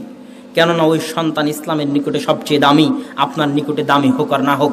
এই দোয়া পড়ে যখন আপনি আপনার স্ত্রীর সাথে সংসার জীবনে লিপ্ত হবেন, তখন ওটার মাধ্যমে যে সন্তান আসবে সেই সন্তানের মধ্যে বরকত, রহমত থাকবে, ওই সন্তান সুসন্তান হিসেবে গড়ে উঠবে। আর এই নিয়মগুলো যদি আপনি রক্ষা না করেন তাহলে আদর্শ পরিবার গড়ে তুলতে পারবেন না। সন্তান যখন মায়ের পেটে আসলো, এই 9 মাস 10 দিন অনেক গুরুত্বপূর্ণ। এই 9 মাস 10 দিন মায়ের হায়েজ, মায়ের ঋতু বন্ধ থাকে। কেননা মায়ের রক্ত থেকে সন্তান খাদ্য গ্রহণ করে, যেটা জন্মের পর নাভি কেটে ফেলা হয়, নাড়ি কেটে ফেলা হয়, ওটার মাধ্যমে সন্তান মায়ের রক্ত থেকে খাবার গ্রহণ করে, মায়ের রক্ত থেকে খাদ্য গ্রহণ করে। এই 9 মাস 10 দিন যদি মা টিভি সিরিয়ালের সামনে বসে থাকে, এই 9 মাস 10 দিন যদি মা সালাত আদায় না করে, এই 9 মাস 10 দিন যদি মা কোরআন তেলাওয়াত থেকে দূরে থাকে, এই 9 মাস 10 দিন যদি মা বউয়ের সাথে, শাশুড়ির সাথে ঝগড়ায় লিপ্ত থাকে, এই 9 মাস 10 দিন যদি মা পরকীয়ায় লিপ্ত থাকে, তাহলে প্রত্যেকটা কুকর্মের প্রভাব তার পেটে থাকা নিষ্পাপ সন্তানের উপর পড়বে, এবং ওই নিষ্পাপ সন্তান ভবিষ্যতে কুসন্তান হিসেবে গড়ে উঠবে। আদর্শ সন্তান হিসেবে গড়ে ওঠার সম্ভাবনা তখন অনেক অনেক কম থাকবে। এই জন্য 9 মাস 10 দিন মাকে সচেতন, সজাগ, আদর্শবান, পরহেজগার, তাকওয়াবান, কোরআন তেলাওয়াতকারিনী, সালাত আদায়কারিনী, সিয়াম পালনকারিনী এবং আল্লাহ ভীরু অবস্থায় কাটাতে হবে। নিজের জন্য না হলেও সন্তানের জন্য, ভবিষ্যৎ প্রজন্মের জন্য আদর্শ সন্তান পাওয়ার আশায়। সন্তান যখন দুনিয়াতে ভূমিষ্ঠ হবে, সন্তান দুনিয়াতে ভূমিষ্ঠ হওয়ার পর প্রথম কাজ হচ্ছে সন্তানের কানে আজান দিতে হবে। রাসূল সাল্লাল্লাহু আলাইহি ওয়াসাল্লাম আযানা ফি উযুনিল হাসান হিনা ওয়ালাদাতহু ফাতেমা, যখন ফাতেমা হাসান রাদিয়াল্লাহু তাআলা আনহুকে জন্ম দিলেন তখন আল্লাহ রাসূল তার কানে আজান দিয়েছিলেন। কেননা দুনিয়াতে আসার পর সর্বপ্রথম যে আওয়াজটা ইসলাম তাকে শোনাতে চায় সেটা ইসলামের একাত্মবাদের আওয়াজ, আল্লাহর কালেমায়ে শাহাদাতের আওয়াজ, আল্লাহর কালেমা তাইয়্যিবার আওয়াজ, আল্লাহর মহত্বের আওয়াজ, আল্লাহর বড়ত্বের আওয়াজ। দুনিয়াতে আসার পর প্রথম যে আওয়াজটা সে শুনবে সেটা যেন আল্লাহর বড়ত্ব, আল্লাহর মহত্ব, কালেমায়ে শাহাদা, কালেমা তাইয়্যিবার আওয়াজ হয়, যাতে এটার প্রভাব তার উপরে মরা পর্যন্ত থাকে। এটা ইসলামের পরিকল্পনা। একটা ছোট্ট সন্তানকে নিয়ে দীর্ঘমেয়াদী ইসলামের পরিকল্পনা, একটা ছোট্ট সন্তানকে নিয়ে। এবার যখন এই সন্তানকে কানে আজান দিয়ে দিলেন, তখন দ্বিতীয় কাজ কি? আবু মুসা আশআরী রাদিয়াল্লাহু তাআলা আনহু থেকে বর্ণিত, তিনি বলেন, ইদা ওয়ালিদালি ওয়ালাদুন, যখন আমার সন্তান জন্ম হলো, আতাইতু বিহিন নবী সাল্লাল্লাহু আলাইহি ওয়াসাল্লাম, আমি আমার সন্তানকে নিয়ে আল্লাহর রাসূলের দরবারে আসলাম। ফাদাআ লাহু বিল বারাকাহ, আল্লাহ রাসূল আমার সন্তানের জন্য বরকতের দোয়া করে দিলেন। ওয়া সাম্মা লাহু ইব্রাহিম, আল্লাহ রাসূল আমার সন্তানের নাম রাখলেন ইব্রাহিম। ওয়া হান্নাকা লাহু বিতামারাতিন, আল্লাহ রাসূল একটা খেজুর নিয়ে তার মুখের মধ্যে দিয়ে খেজুরটা চাবালেন, চাবিয়ে নরম করে আল্লাহ রাসূলের পবিত্র মুখের লালা মিশ্রিত ওই নরম হওয়া খেজুরটা ওই ছোট্ট বাচ্চা, আমি যে বাচ্চাকে নিয়ে গেছিলাম, আবু মুসা আশআরী বলতেছেন, তার মুখের মধ্যে দিয়ে দিলেন। এটাকে বলা হয় তাহনিক। সন্তান পৃথিবীতে আসার পরে প্রথম যে আওয়াজটা শুনলো সেটা ইসলামের আওয়াজ। এবার প্রথম যে সংস্পর্শটা, প্রথম যে খাবারটা তার পেটে যাবে, প্রথম যে সংস্পর্শটা সে পাবে, সেটা যেন একটা সৎ মানুষের, একটা পরহেজগার মানুষের, একটা তাকওয়াবান মানুষের সংস্পর্শ হয়। এই জন্য সন্তান হওয়ার পর আপনার জানা মতে সমাজে, গ্রামে যে পরহেজগার মানুষ, তাকওয়াবান মানুষ, আল্লাহ ভীরু মানুষ, তার নিকটে নিয়ে গিয়ে সন্তানের তাহনিক করাবেন, যেন তার সংস্পর্শের প্রভাবে সন্তান যেন ভালো হয়, এই আশা যেন করতে পারেন, এই ধারণা যেন রাখতে পারেন, এই দোয়া যেন করতে পারেন। এটা হলো সন্তান হওয়ার পর দ্বিতীয় কাজ। এবার সন্তান হওয়ার পর সপ্তম দিনে তিনটা কাজ। একটা ছোট্ট সন্তানকে নিয়ে ইসলামের কত দীর্ঘমেয়াদী পরিকল্পনা, একটি পরিবারকে নিয়ে ইসলামের কত সুদীর্ঘ পরিকল্পনা, তা আমি আপনাকে ভাষায় প্রকাশ করতে ব্যর্থ। সপ্তম দিনে তিনটা কাজ। রাসূল সাল্লাল্লাহু আলাইহি ওয়াসাল্লাম বলছেন, আল গোলাম মুরতাহানুম বিআকিকাতিহি, সন্তান তার আকিকার সাথে বন্ধক থাকে, সন্তান তার আকিকার সাথে বন্ধক থাকে। আমি আপনাকে বললাম 10,000 টাকা দেন, এই মোবাইলটা বন্ধক রাখেন। এবার ওই মোবাইলটা বন্ধক থেকে খুলতে গেলে, বন্ধক থেকে মুক্ত করতে গেলে আমাকে 10,000 টাকা দিতে হবে। সন্তান দুনিয়াতে এসেছে কিন্তু এখনো বন্ধক আছে। এই সন্তানকে বন্ধক থেকে মুক্ত করতে গেলে, আল্লাহ রাসূলের হাদিস, আল্লাহ রাসূল বন্ধক শব্দই ব্যবহার করেছেন। সন্তানকে বন্ধক থেকে মুক্ত করতে গেলে রক্ত প্রবাহিত করতে হবে আল্লাহ নামে। যদি ছেলে সন্তান হয় 2টি রক্ত, যদি মেয়ে সন্তান হয় তো 1টি রক্ত। আল্লাহর নামে প্রবাহিত না করা পর্যন্ত ওই সন্তান বন্ধক থেকে যায়, বন্ধক থেকে মুক্ত হতে পারে না, ওই সন্তান বন্ধক থেকে যায়। আল্লাহ রাসূল হাদিসে বলছেন, তাই সপ্তম দিনে সর্বপ্রথম কাজ হবে সন্তানকে বন্ধক মুক্ত করা, তার নামে আকিকা দেওয়ার মাধ্যমে। এবার দ্বিতীয় কাজ হবে সপ্তম দিনে সন্তানের নাম রাখা। রাসূল সাল্লাল্লাহু আলাইহি ওয়াসাল্লাম ইবনে হিব্বানের হাদিসে বলছেন, আহসিনু আসমা আওলাদিকুম, তোমরা তোমাদের সন্তানের সুন্দর নাম রাখো। কেন সুন্দর নাম রাখতে হবে? ইসলামে কুলক্ষণ শিরিক, কিন্তু ইসলামে সুলক্ষণ জায়েজ। ইসলামে কুলক্ষণ শিরিক, কিন্তু ইসলামে সুলক্ষণ জায়েজ। কুলক্ষণ মানে বাড়ি থেকে গাড়ি নিয়ে বের হলেন, সামনে দিয়ে বিড়াল পার হয়ে গেল, তো বললেন বিল্লি রাস্তা কাট গাই, বিল্লি রাস্তা পার হয়ে গেছে, সামনে কোনো খারাপ কিছু অপেক্ষা করতেছে, এটা শিরিক। বাড়ি থেকে বের হলেন, খারাপ কিছু ঘটলো, আপনি বললেন আজকের দিনটাই খারাপ, এটা শিরিক। হুতুম পেঁচা ডাকলো, আপনি বললেন কোনো বিপদ আসতে পারে, এটা শিরিক। কেননা ইসলামে কুলক্ষণ নাই, কিন্তু ইসলামে সুলক্ষণ আছে। সুলক্ষণ গ্রহণ করা যায়, জায়েজ। সুলক্ষণ গ্রহণ করা ভালো। আব্দুল মুত্তালিব যখন তার পোতা হলো, তখন আব্দুল মুত্তালিব বলল, আমি আমার সন্তানের নাম রাখবো, আমার পৌত্রের নাম রাখবো মুহাম্মদ। কেননা মুহাম্মদ শব্দের অর্থ হচ্ছে প্রশংসিত। আমার সন্তানের এই সুন্দর নাম আমি এই জন্য রাখতে চাই, এটা দিয়ে আমি সুলক্ষণ গ্রহণ করতে চাই, যেন সত্যি আমার এই সন্তান সারা পৃথিবীতে একজন প্রশংসিত ব্যক্তিতে পরিণত হতে পারে। মুহাম্মদ সাল্লাল্লাহু আলাইহি ওয়াসাল্লাম কি সারা পৃথিবীতে সবচেয়ে প্রশংসিত ব্যক্তি নয়? এটা হচ্ছে নাম থেকে সুলক্ষণ গ্রহণ করা। তাই খবরদার খারাপ নাম রাখবেন না। আল্লাহ রাসূল বলছে, আহসিনু আসমা আওলাদিকুম, যদি খারাপ নাম থাকে তো আজকে নাম চেঞ্জ করে দিন। নিজের নামও যদি খারাপ থাকে তো নিজের নামও চেঞ্জ করে দিন। নামের একটা অদৃশ্য প্রভাব আপনার উপর থাকে, যে অদৃশ্য প্রভাবের ফলে, ওই নামের প্রভাবের ফলে অনেক সময় অনেক কিছু হয়। যদি নাম ভালো হয় তাহলে সেই ভালো প্রভাবের ফলে, সেই তাফাউল সুলক্ষণের ফলে আশা করা যায় যে সন্তানও ভালো, সৎ এবং আদর্শবান হিসেবে গড়ে উঠবে। এটা হলো সপ্তম দিনের দ্বিতীয় কাজ। সপ্তম দিনের তৃতীয় কাজ রাসূল সাল্লাল্লাহু আলাইহি ওয়াসাল্লাম বলছেন, ইহলিকি শা'রা রাসি ফাতাসাদ্দাকি বিওয়াজনিহি মিনাল ওয়ারিক। সপ্তম দিনে আকিকা হয়ে গেল, নাম সুন্দর রাখা হয়ে গেল। এবার সপ্তম দিনের তৃতীয় কাজ হচ্ছে ওই ছোট্ট বাচ্চার মাথায় এই 7 দিনে যতটুকু চুল গজিয়েছে বেলেট দিয়ে ওই 7 দিনের চুলটুকু কেটে দাড়ি পাল্লায় গ্রামের ওজনে যতটুকুই হোক না কেন মেপে অত সমপরিমাণ স্বর্ণ, অত সমপরিমাণ রৌপ্য আল্লাহর রাস্তায় ফি সাবিলিল্লাহ সাদকা করে দেওয়া, দান করে দেওয়া। এটা হচ্ছে সপ্তম দিনের তৃতীয় কাজ। এখানে একটা কথা মনে রাখবেন, দান করলে দুনিয়াবি এবং আসমানি বিপদ থেকে বেঁচে যাবেন। দান করলে দুনিয়াবি এবং আসমানি বিপদ থেকে বেঁচে যাবেন। যদি আপনি দান না করেন, যদি আপনি দান না করেন, যদি আপনি দান না করেন, তাহলে আল্লাহ বলছেন আমি কৃপণের সম্পদ বাই দ্য ওয়ে বের করে নেই, সিস্টেমে আমি কৃপণের সম্পদ বের করে নেই। যে দান করে না, যে দান করে না, আল্লাহ তার টাকা বের করবেই করবে, অন্য মাধ্যম দিয়ে বের করবে, অ্যাক্সিডেন্টের মাধ্যমে বের করবে, বিপদ আপদ দিয়ে বের করবে, কেস কোর্ট কাচারির মাধ্যমে বের করবে, বিচার সালিশের মাধ্যমে বের করবে। যে কোনো মাধ্যমে হোক, যে কৃপণ তার টাকা আল্লাহ অন্য মাধ্যম দিয়ে বের করবে যদি সে দান না করে। আর দান করলে দুনিয়াবি এবং আসমানি বিপদ থেকে বেঁচে যাবেন। এই জন্য দান করতে উদ্বুদ্ধ হন, কেননা আল্লাহ সুবহানাহু ওয়া তাআলা কোরআনে বলছেন ওমিম্মা রাযাকনাহুম ইউনফিকুন, আমি তাদেরকে যা রিজিক দিয়েছি তা থেকে তারা দান করে। আল্লাহ এটা বলেননি যে আব্দুল্লাহ তুমি যা উপার্জন করেছো তা থেকে দান করো। আল্লাহ বলছে আব্দুল্লাহ তোমার পকেটে যে টাকা আছে ওটা আমার টাকা, রাযাকনা আমি রিজিক দিয়েছি, তোমার টাকা আমার রাস্তায় দিতে বলিনি। আল্লাহ কোরআনে কোথাও বলেনি যে আপনার টাকা আপনি আল্লাহ রাস্তায় দান করেন, কোথাও বলেনি আল্লাহ এই কথা। আল্লাহ বলছে আমি যেটা দিয়েছি ওটা থেকে কিছু দান করো। সব আয়াত খুলে দেখেন কোরআনে, আল্লাহ কোরআনে কোথাও বলেনি আপনি যেটা ইনকাম করেছেন সেটা থেকে দান করেন। এটা আল্লাহ কোরআনে কোথাও পাবেন না। আল্লাহ কোরআনে সব জায়গায় বলেছে, খুলে দেখেন কোরআনের শুরু থেকে শেষ পর্যন্ত আমি আল্লাহ যেটা দিয়েছি সেখান থেকে কিছু দান করো, আমার টাকা আমাকে দাও। এতে যে আমার কোনো লাভ হবে তা নয়। সারা পৃথিবীর সব মানুষ যদি 24 ঘন্টা সিজদায় পড়ে থাকে আল্লাহর কোনো লাভ নেই। আর সারা পৃথিবীর সব মানুষ যদি 24 ঘন্টা গুনাহ করে আল্লাহর কোনো ক্ষতি নাই। আল্লাহ হচ্ছে আল্লাহুস সামাদ, কুল হুয়াল্লাহু আহাদ, আল্লাহুস সামাদ, মানে আল্লাহ মুখাপেক্ষীহীন।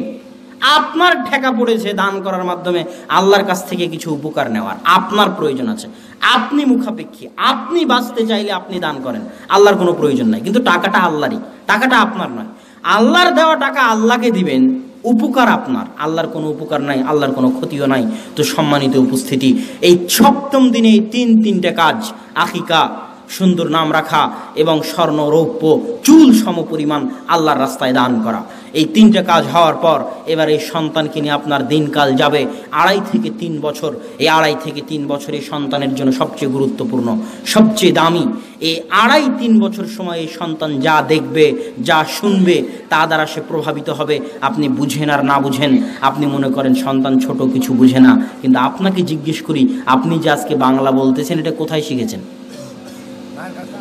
কিভাবে, কখন শিখলেন, কেমনে? অটোমেটিক।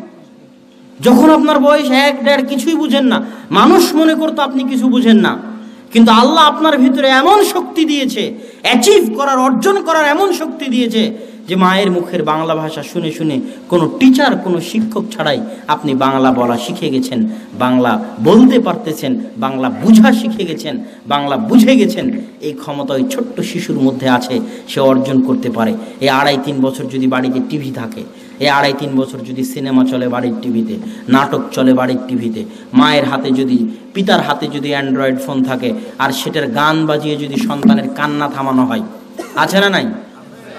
কানতেছে, কি দিয়ে কান্না থামানো হবে? গান দিয়ে। তাহলে হাজার চেষ্টা করলে ওই সন্তান সৎ সন্তান হতে পারে না। বরং এই সন্তান যদি কুসন্তান না হয় তার কোন সন্তান হবে?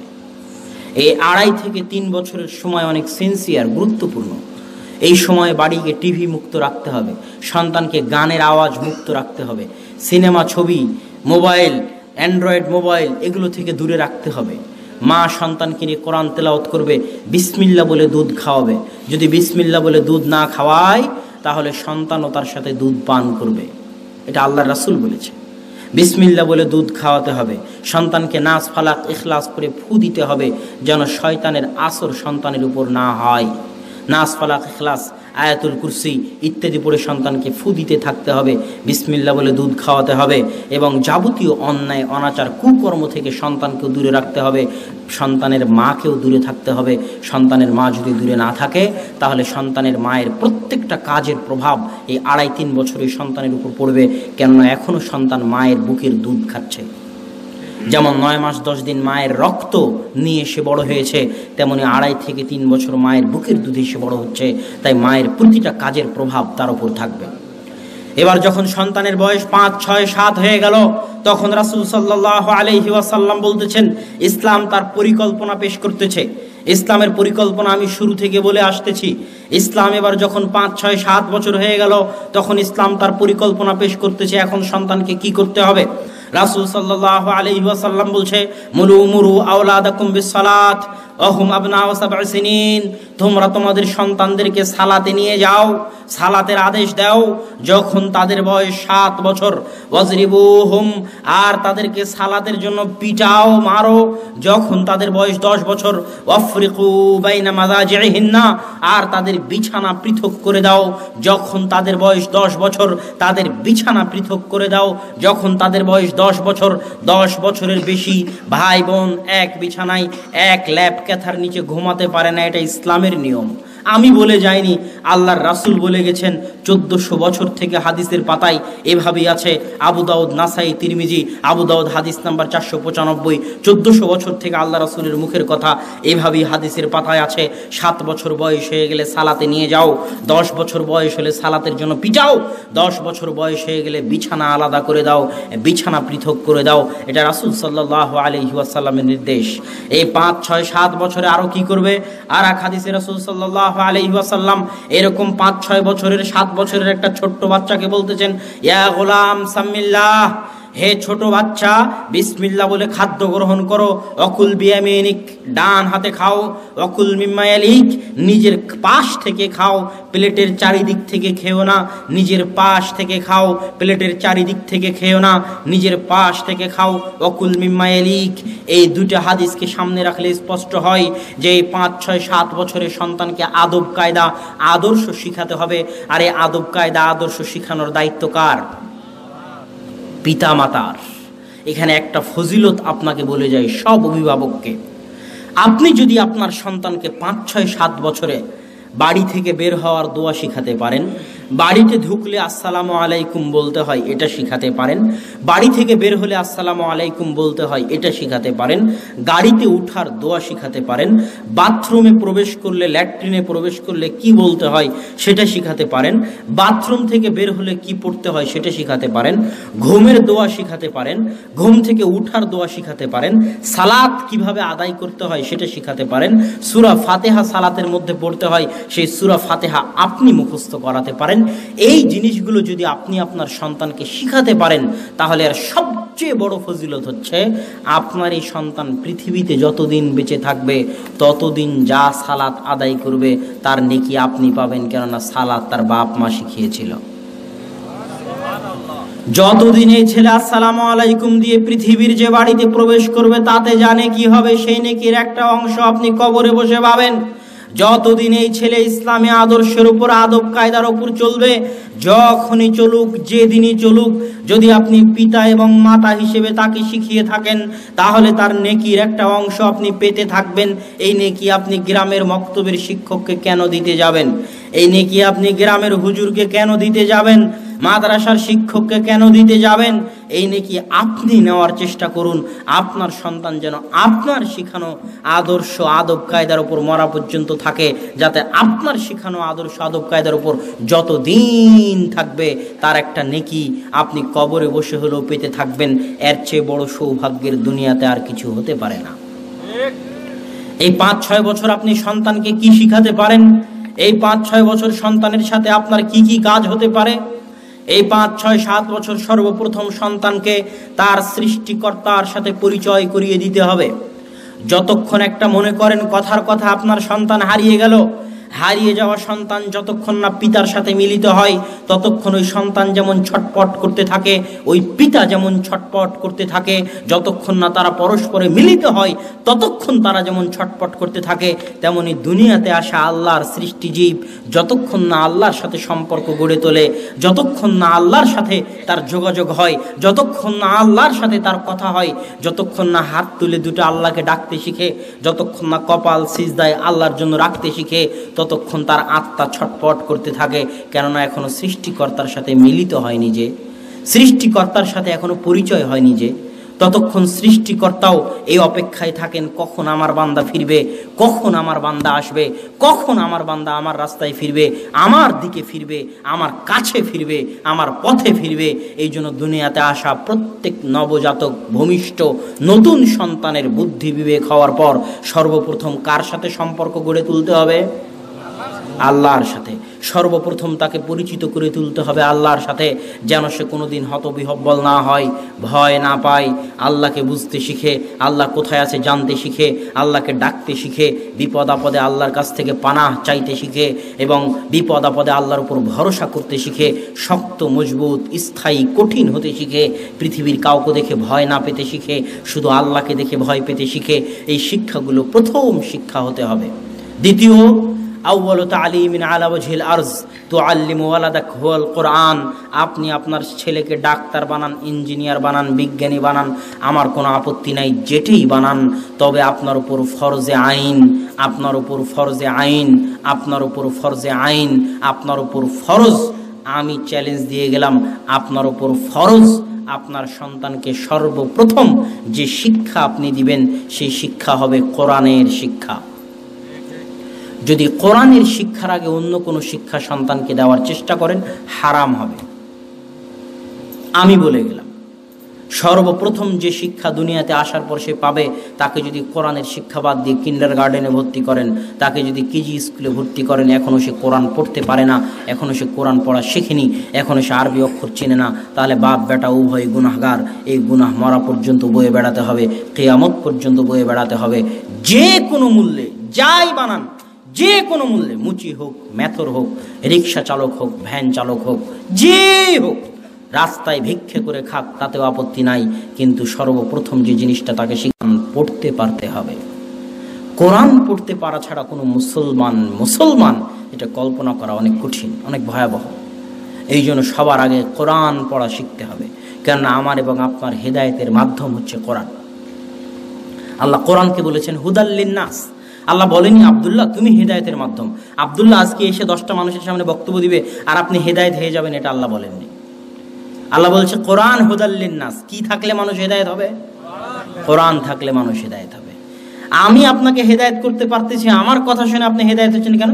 আমার কথার মধ্যে কোরআন আছে তাই, আমার কথার মধ্যে কোরআনের কথা আছে তাই, আমার কথার মধ্যে আল্লাহর কথা আছে তাই, আমি মাধ্যম মাত্র। এই জন্য কোরআন জানতে, বুঝতে, পড়তে শিখতে হবে। এটা হচ্ছে দ্বিতীয় জরুরি কাজ। যে কোনো মূল্যে এখনও তওবা করতে পারেন, সন্তানকে যদি কোরআন না শিখিয়ে থাকেন, এখনও তওবা করতে পারেন। যে স্কুলে থাক, যত কোটি টাকার স্কুলে থাক, আগে বের করে নিয়ে এসে আগে কোরআন শিখান। কোরআন শিখানোর পর আবার কোথায় অক্সফোর্ড বিশ্ববিদ্যালয়ে পড়াবেন কিনা সেটা আপনার ইচ্ছা, তাতে ইসলামের কোনো বাধা নাই, কিন্তু কোরআনের শিক্ষা, কোরআনের জ্ঞান তার কাছে অবশ্যই থাকতে হবে। 3 নাম্বার কাজ আপনি কি করবেন? 3 নাম্বার কাজ হচ্ছে 5, 6, 7 বছরের এই সন্তান 18-20 বছর বয়স না হওয়া পর্যন্ত তাকে শুধু আপনি 5টা মৌলিক অধিকার দিবেন। এই 5টা মৌলিক অধিকারের বাইরে কোনো অধিকার তাকে দিতে যাবেন না। 5টা মৌলিক অধিকার কি? অন্ন, বস্ত্র, শিক্ষা, চিকিৎসা, বাসস্থান। অন্ন মানে খাবার, কি খাবে সেই খাবার দিবেন।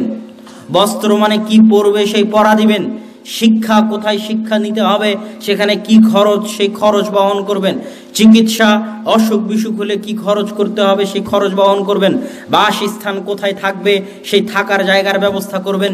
এই 5টা জিম্মেদারি পিতার ওপর 18-20 বছর বয়স হওয়া পর্যন্ত। এর বাইরে খবরদার কিছু দিতে যাবেন না। এর বাইরে যদি ছেলে বলে আব্বা 5A+ পেয়েছে, আমাকে একটা মোবাইল কিনে দাও, আর আপনি যদি মোবাইল কিনে দেন তাহলে আপনি অযোগ্য পিতা। আমার দৃষ্টিতে নয়। আপনি ফেসবুকের প্রতিষ্ঠাতা জুকারবার্গের সাক্ষাৎকার পড়েন, প্রথম আলোতে সার্চ দিয়ে, গুগলে সার্চ দিয়ে পড়েন। সে তার নিজের সন্তানদেরকে 18-20 বছর বয়স হওয়ার আগে এই অ্যান্ড্রয়েড ফোন দেয় না। তার দৃষ্টিতে আপনি একজন অযোগ্য পিতা। আপনার ছেলে মোটর সাইকেল কিনেছিল, তাই কিনে দিলেন, বলছে আব্বা দাখিল পরীক্ষায় এসএসসি পরীক্ষায় গোল্ডেন এ প্লাস পেয়েছে, মোটর সাইকেল কিনে দাও। জি না, 18-20 বছর বয়স হওয়ার আগ পর্যন্ত, ব্যক্তিত্ব ভারাত্ম পার্সোনালিটি আসার আগ পর্যন্ত এই 5টা অধিকারের বাইরে কোনো অধিকার, কোনো সুযোগ সুবিধা অতিরিক্ত আকারে সন্তানকে দিতে যাবেন না। সন্তান পথ ভ্রষ্ট হয়ে যাবে, সন্তানকে সঠিক রাস্তায় ধরে রাখতে পারবেন না। 4 নাম্বার কাজ কি করবেন? সন্তানকে টম জেরির কার্টুন, টিভির কার্টুন, আগডুম বাগডুম গল্প, নটন নটন পায়রাগুলি কবিতা, কুমির বানরের গল্প, এই জাতীয় আলতু ফালতু কার্টুন, আলতু ফালতু গল্প গুজব থেকে দূরে রেখে সন্তানকে নবীদের কাহিনীর উপর গড়ে তুলুন। সন্তানকে নবীদের কাহিনী শোনান। ইব্রাহিম আলাইহিস সালাতু ওয়াস সালামকে আগুনে নিক্ষেপ করা হলো, কিভাবে আগুন থেকে বের হয়ে আসলেন। মুসাকে সমুদ্রে ফেলে দেওয়া হলো, তারপরে কি ঘটলো? মুসার শত্রুর বাড়িতে আল্লাহ মুসাকে লালন পালন করলেন। তারপরে কি হলো? ইউসুফকে কুয়া থেকে বের করে রাজার বাড়ি হয়ে ইউসুফকে অপবাদ দিয়ে জেলখানায় দিয়ে জেলখানা থেকে মুক্ত করে মন্ত্রী বানিয়ে আল্লাহ ইউসুফের পিতার চক্ষু ফিরিয়ে দিলেন। এই যে নবী রাসূলদের যে কাহিনী আছে, এই নবী রাসূলদের কাহিনী সন্তানকে শোনান। এই কাহিনীগুলো তাকে পড়ান, তাকে শোনান, তাকে বলেন। এই কাহিনীগুলো মরা পর্যন্ত তার মনে, তার হৃদয় স্পটে এঁকে থেকে যাবে এবং তাকে সৎ আদর্শবান হতে সাহায্য ও সহযোগিতা করবে। 5 নাম্বার কি প্রয়োজন? তার সামনে একজন ব্যক্তিত্ববান পিতার প্রয়োজন। ব্যক্তিত্ববান পিতা মানে যে পিতা তার সন্তানকে কন্ট্রোল করতে পারে না, সে ব্যক্তিত্ববান পিতা নয়। ব্যক্তিত্ববান পিতা কাকে বলবে দেখবেন, 1 মিনিট দেখেন ব্যক্তিত্ববান পিতা কাকে বলে। বেশি সময় নিব না, আমারও সময় শর্ট, কেননা আব্বু 8 মোলে আছে, এখান থেকে প্রোগ্রাম শেষ করে আব্বুকে ওখান থেকে নিয়ে তারপরে রাজশাহী যেতে হবে, এই জন্য আমিও সময় বেশি নিব না। তবে একজন ব্যক্তিত্ববান পিতার একটা উদাহরণ দেখেন। সফরে আছে রাসূল সাল্লাল্লাহু আলাইহি ওয়াসাল্লাম, আল্লাহ রাসূলের সাথে আছে তার স্ত্রী আয়েশা রাদিয়াল্লাহু তাআলা আনহা। সফরে আয়েশা রাদিয়াল্লাহু তাআলা আনহার হার হারিয়ে গেছে, গলার স্বর্ণের মালা হারিয়ে গেছে, এই জন্য কাফেলা রওনা হতে পারতেছে না। আবু বকর রাদিয়াল্লাহু তাআলা আনহু জিজ্ঞেস করলেন, কি কাহিনী, কেন তোমরা বের হচ্ছ না, কেন তোমরা রওনা হচ্ছ না? তো বলে, কাহিনী তো কিছু নয়, আপনার মেয়ে হার হারিয়ে ফেলেছে, হার হারিয়ে ফেলার কারণে তার হার খুঁজতে লেট হচ্ছে, এদিকে সালাতের সময় হয়ে গেছে, আমরা উজু করার পানিও পাচ্ছি না। কি বিতিকিচ্ছিরি একটা অবস্থা, কি করুণ এবং কঠিন একটা অবস্থা। আবু বকর রাদিয়াল্লাহু তাআলা আনহু আল্লাহ রাসূলের খিমায় আল্লাহ রাসূলের তাঁবুতে প্রবেশ করলেন। তাঁবুতে প্রবেশ করে দেখেন রাসূল সাল্লাল্লাহু আলাইহি ওয়াসাল্লাম আয়েশা রাদিয়াল্লাহু তাআলা আনহার উরুরানের উপর মাথা রেখে ঘুমাচ্ছেন। পৃথিবীর সর্বশ্রেষ্ঠ নারীদের একজন আয়েশা রাদিয়াল্লাহু তাআলা আনহা, আর পৃথিবীর সর্বশ্রেষ্ঠ মানুষ, সর্বশ্রেষ্ঠ রাসূল মুহাম্মদ সাল্লাল্লাহু আলাইহি ওয়াসাল্লাম, তিনি তার সর্বশ্রেষ্ঠ স্ত্রীর রানের উপর মাথা দিয়ে ঘুমাচ্ছেন। আর নবী রাসূলদের পরে পৃথিবীর সর্বশ্রেষ্ঠ মানুষ আবু বকর রাদিয়াল্লাহু তাআলা আনহু তাঁবুতে প্রবেশ করলেন। কত ব্যক্তিত্ববান পিতা, কত ভারাত্মপূর্ণ পিতা। যদি বাংলাদেশের কোনো শ্বশুর হয় আর যদি জামাই এভাবে মেয়ের ওর উরু রানের উপর মাথা দিয়ে ঘুমিয়ে থাকে, তাহলে শ্বশুর তাড়াতাড়ি ঘর থেকে বের হয়ে যাবে। যদি আমার আপনার মতো কোনো শ্বশুর হয় তাহলে এটাই ঘটবে। কিন্তু আবু বকর রাদিয়াল্লাহু তাআলা এতটা ব্যক্তিত্ববান, এতটা ভারাত্মপূর্ণ যে সর্বশ্রেষ্ঠ মানুষের সামনে সর্বশ্রেষ্ঠ মেয়েকে সর্বশ্রেষ্ঠ পিতায় এমন জোরে মারলেন, এমন জোরে মারলেন, এমন জোরে মারলেন যে আয়েশা রাদিয়াল্লাহু তাআলা আনহা বলছে, আমার উরুর উপর যদি আল্লাহর রাসূল না থাকতো তাহলে আমি ছিটকে দূরে চলে যেতাম।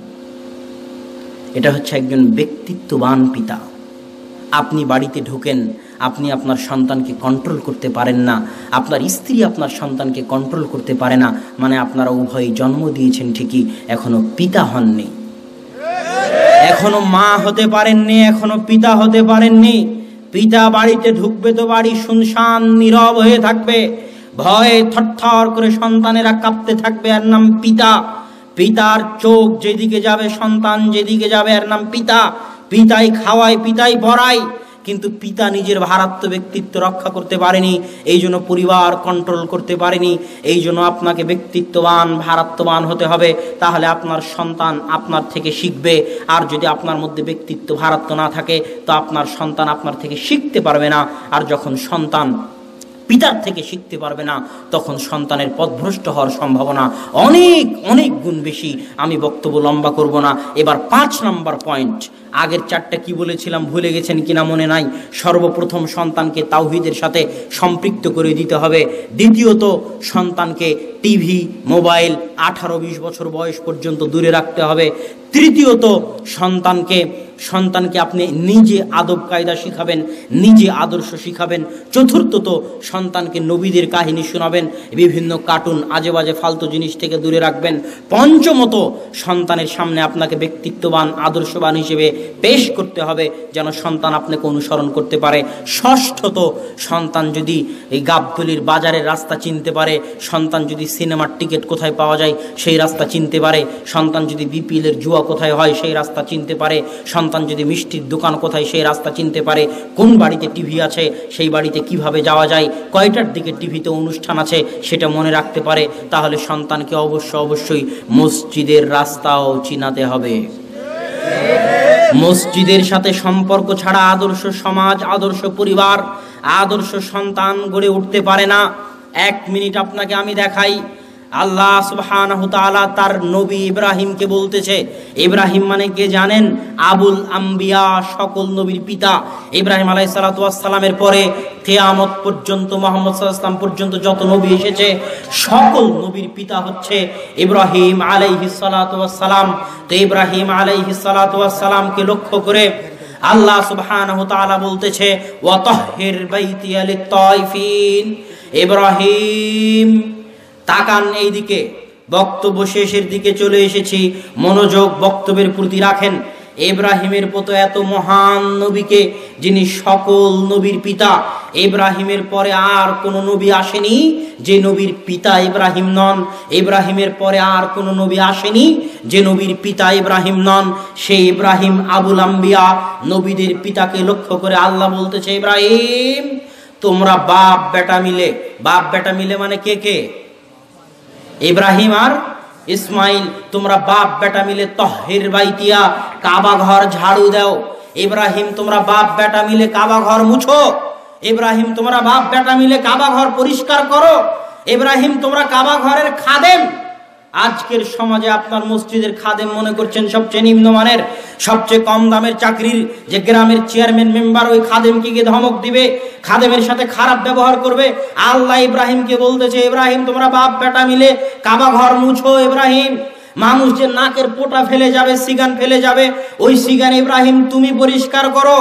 মানুষ যে ময়লা নিক্ষেপ করে যাবে কাবা ঘরে, ওই ময়লা তুমি পরিষ্কার করো। ইব্রাহিম আর ইসমাইল, আল্লাহ কোরআনে বলেছে ইব্রাহিম আর ইসমাইল হচ্ছে মসজিদের খাদেম। মসজিদের কি খাদেম। মারিয়াম আলাইহিস সালাতু ওয়াস সালামকে চিনেন? ঈসা আলাইহিস সালাতু ওয়াস সালামের মা, পৃথিবীর সর্বশ্রেষ্ঠ নারীদের একজন মারিয়াম আলাইহিস সালাতু ওয়াস সালাম। তার কাজ কি ছিল? বাইতুল মাকদেস ঝাড়ু দেওয়া, বাইতুল আকসা পরিষ্কার করা, বাইতুল আকসা মুছা। মানুষ নাকের যে ময়লাগুলো ফেলে যায়, শরীরের যে ময়লাগুলো ফেলে যায়, মানুষের পা থেকে যে ময়লা ঝরে পড়ে, সেই ময়লা মুছা, সেই ময়লা ঝাড়ু দেওয়া মারিয়ামের কাজ। যিনি পৃথিবীতে সর্বশ্রেষ্ঠ নারীদের একজন, যিনি ঈসা আলাইহিস সালাতু ওয়াস সালামের মা। তো মসজিদ পরিষ্কার করা নবীদের কাজ, মসজিদ সাফ করা নবীদের কাজ। আপনার সন্তানকে যদি সৎ বানাতে চান তাহলে বাপ বেটা মিলে মসজিদে যাবেন আর মসজিদ ঝাড়ু দিবেন, মসজিদ পরিষ্কার করবেন। আজকে মসজিদে লাইট লাগবে, মসজিদে লাইটের ব্যবস্থা করবেন। ওই চাদরটা, যে মাদুরটা পাড়া আছে ওটা ময়লা হয়ে গেছে, ওটা ধুতে হবে। বাপ বেটা মিলে মাদুর মসজিদ থেকে নিয়ে এসে বাড়িতে নিজে হাতে মাদুর ধুবেন। মসজিদের সাথে সম্পর্ক রাখলে সন্তান আদর্শবান হবে, আর মসজিদের সাথে সম্পর্ক না থাকলে পরিবারও আদর্শবান হবে না, সন্তানও আদর্শবান হবে না। শুধু তাই নয়, মসজিদের সাথে সম্পর্ক না থাকলে আপনি মুসলমানও থাকতে পারবেন না। কিভাবে? আওয়ামী লীগ একটা সংগঠন, বিএনপি একটা সংগঠন না? সংগঠন নয়, সংগঠন না? এই সংগঠনের নেতা আছে, কেন্দ্র আছে, শাখা আছে, মাসিক চাঁদা আছে না নাই? ইসলামও একটা সংগঠন। ইসলাম নামক এই সংগঠনের কেন্দ্র হচ্ছে মক্কা মদিনা। ইসলাম নামক এই সংগঠনের নেতা হচ্ছে মুহাম্মদ সাল্লাল্লাহু আলাইহি সাল্লাম। এই সংগঠনের সদস্য থাকতে হলে আপনাকে বছরে একবার চাঁদা দিতে হবে। কি সেটা? যাকাত। যদি যাকাত না দেন আপনি এই সংগঠনের সদস্য থাকতে পারবেন না। আপনি নিসাব পরিমাণ সম্পদের মালিক আর আল্লাহর সংগঠনে চাঁদা দিবেন না, আর বলবেন আমি ইসলাম করি। আওয়ামী লীগে যদি চাঁদা না দেন তো আপনি আওয়ামী লীগের সদস্য থাকবেন না। তো ইসলামের সদস্য থাকতে হলে আপনাকে বছরে একবার চাঁদা দিতে হবে। আওয়ামী লীগের বার্ষিক সম্মেলন হয়, বিএনপির বার্ষিক সম্মেলন হয়, ইসলামেরও বার্ষিক সম্মেলন আছে হজ। আল্লাহ বলছে যদি তোমার সাধ্য থাকে তো জীবনে একবার হলো ইসলাম নামক এই সংগঠনের কর্মী থাকতে চাইলে, সদস্য থাকতে চাইলে, সামর্থ্য থাকলে জীবনে একবার হলো এই বার্ষিক সম্মেলনে হাজিরা দিতে হবে। আওয়ামী লীগ বিএনপির প্রশিক্ষণ কর্মশালা হয়, ইসলামেরও প্রশিক্ষণ আছে। 1 মাস সংযম, ধৈর্য, অন্যায় অনাচার, গুনাহ, খাদ্য, মনের চাহিদা, লালসা, লোভ সবকিছু থেকে সংযমের প্রশিক্ষণ, সেটা হচ্ছে রমাজান। যদি ইসলাম নামক সংগঠনের সদস্য থাকতে চান এই প্রশিক্ষণে আপনাকে অংশগ্রহণ করতেই হবে, না হলে আপনি এই সংগঠন থেকে বের হয়ে যাবেন, থাকার উপায় নাই। ঠিক এই সংগঠনের যদি সদস্য থাকতে চান তো এই সংগঠনের শাখা যেগুলো আছে এই শাখাগুলোর সাথে সম্পর্ক থাকতে হবে। এই সংগঠনের শাখা কি? সারা পৃথিবীতে ছড়িয়ে থাকা মসজিদগুলো। এই সারা পৃথিবীতে ছড়িয়ে থাকা মসজিদগুলোতে দিনে কমসে কম 5 বার আপনাকে হাজিরা দিতে হবে। যদি 5 বার আপনি হাজিরা না দিতে পারেন তাহলে ইসলাম নামক সংগঠন থেকে আপনি খারিজ, বহিষ্কার। খলিফা চাইলে আপনাকে হত্যা করতে পারে। কথা মনে হয় বুঝাতে পারলাম না? কথা কি আমার স্পষ্ট বুঝতে পারছেন? তো ইসলাম নামক এই সংগঠনের সাথে সম্পর্ক রাখতে হলে আপনার সম্পর্ক মসজিদের সাথে থাকতে হবে, থাকতে বাধ্য। আরে মসজিদই ইসলামের সবকিছু। আজকে না হয় আমেরিকা থেকে গণতন্ত্র এসেছে, ইংল্যান্ড লন্ডন থেকে গণতন্ত্র এসেছে, তাই চেয়ারম্যান মেম্বার চোর চামার মুচি চোট্টার ভোটে চেয়ারম্যান মেম্বার হয়ে গেছে, তাই তারা বিচার সালিশ করতেছে। না হলে এগুলো একটাও ইসলামে চলবে না। ইসলামে মসজিদ হচ্ছে সবকিছু। মসজিদে বিচার হবে, মসজিদে সালিশ হবে, মসজিদে বিয়ে হবে, মসজিদি কোর্ট, মসজিদি কাচারি, মসজিদের ইমামই সবকিছু। ইমাম হবে যোগ্য, নেতৃত্বে সম্পন্ন, শিক্ষিত মানুষ, যার প্রভাব থাকবে সমাজে, যার দাপট থাকবে সমাজে। কমিটি কিসের ইমামের উপর দাপট চালাবে? ইমাম সমাজের উপর দাপট চালাবে। বিচার সালিশ, বিবাহ শাদী এভরিথিং মসজিদ থেকে হবে, কেননা এটা ইসলামের শাখা কেন্দ্র। বুঝেননি? তো সম্মানিত উপস্থিতি, এই জন্য সৎ সন্তান গড়ে তুলতে হলে মসজিদের সাথে সন্তানের সম্পর্ক থাকতে হবে। এবার বক্তব্যের শেষ অংশে চলে আসি। বক্তব্যের শেষ অংশ হচ্ছে এবার সন্তান এই 5, 7, 10 বছরের মধ্যে আমি যেগুলো বললাম এগুলো সব যদি ঠিক করতে পারেন তাহলে 10 বছর পর সন্তান যদি আপনার বাড়ি থেকে বাইরেও চলে যায় তবুও সে পথভ্রষ্ট হবে না। সে আদর্শের উপর থাকবে, সৎ আদর্শের উপর থাকবে, সৎ সন্তান হিসেবে গড়ে উঠবে পৃথিবীর যে প্রান্তেই যাক না কেন। এবার সন্তান যখন বয়স্ক হয়ে যাবে তখন সন্তানকে বিবাহ দিতে হবে। বিবাহ টাকার ভয়ে দিচ্ছেন না, চাকরির ভয়ে দিচ্ছেন না, সার্টিফিকেটের ভয়ে দিচ্ছেন না, এগুলো উচিত নয়। বরং সন্তানকে বিবাহ না দেওয়ার কারণে সন্তান যা গুনাহ করবে তার একটা ভার, তার একটা অংশ আপনাকে বহন করতে হবে। তাই সন্তানের বিবাহের জিম্মেদারি পালন করুন, বিবাহ দিন। বিবাহ দেওয়া হয়ে গেল, এখনো আদর্শ পরিবারের বৈশিষ্ট্য শেষ হয়নি। বিবাহ দেওয়ার পর আদর্শ পরিবারের বৈশিষ্ট্য কি হতে পারে?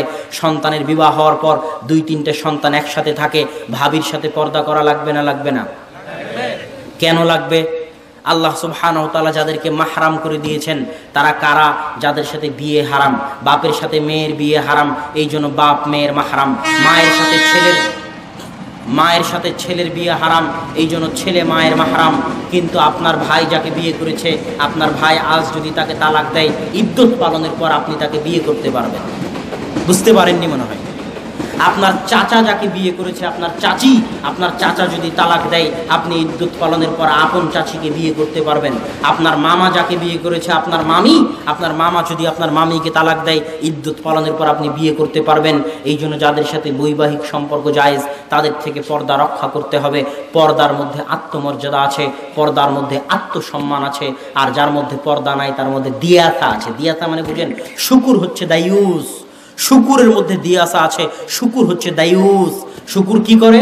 শুকুর আর এক শুকুরের পিছন থেকে, পার্শ্ব দেশ থেকে, পশ্চাৎ দেশ থেকে চেটে চেটে গু খায়। এটা শূকরের স্বভাব।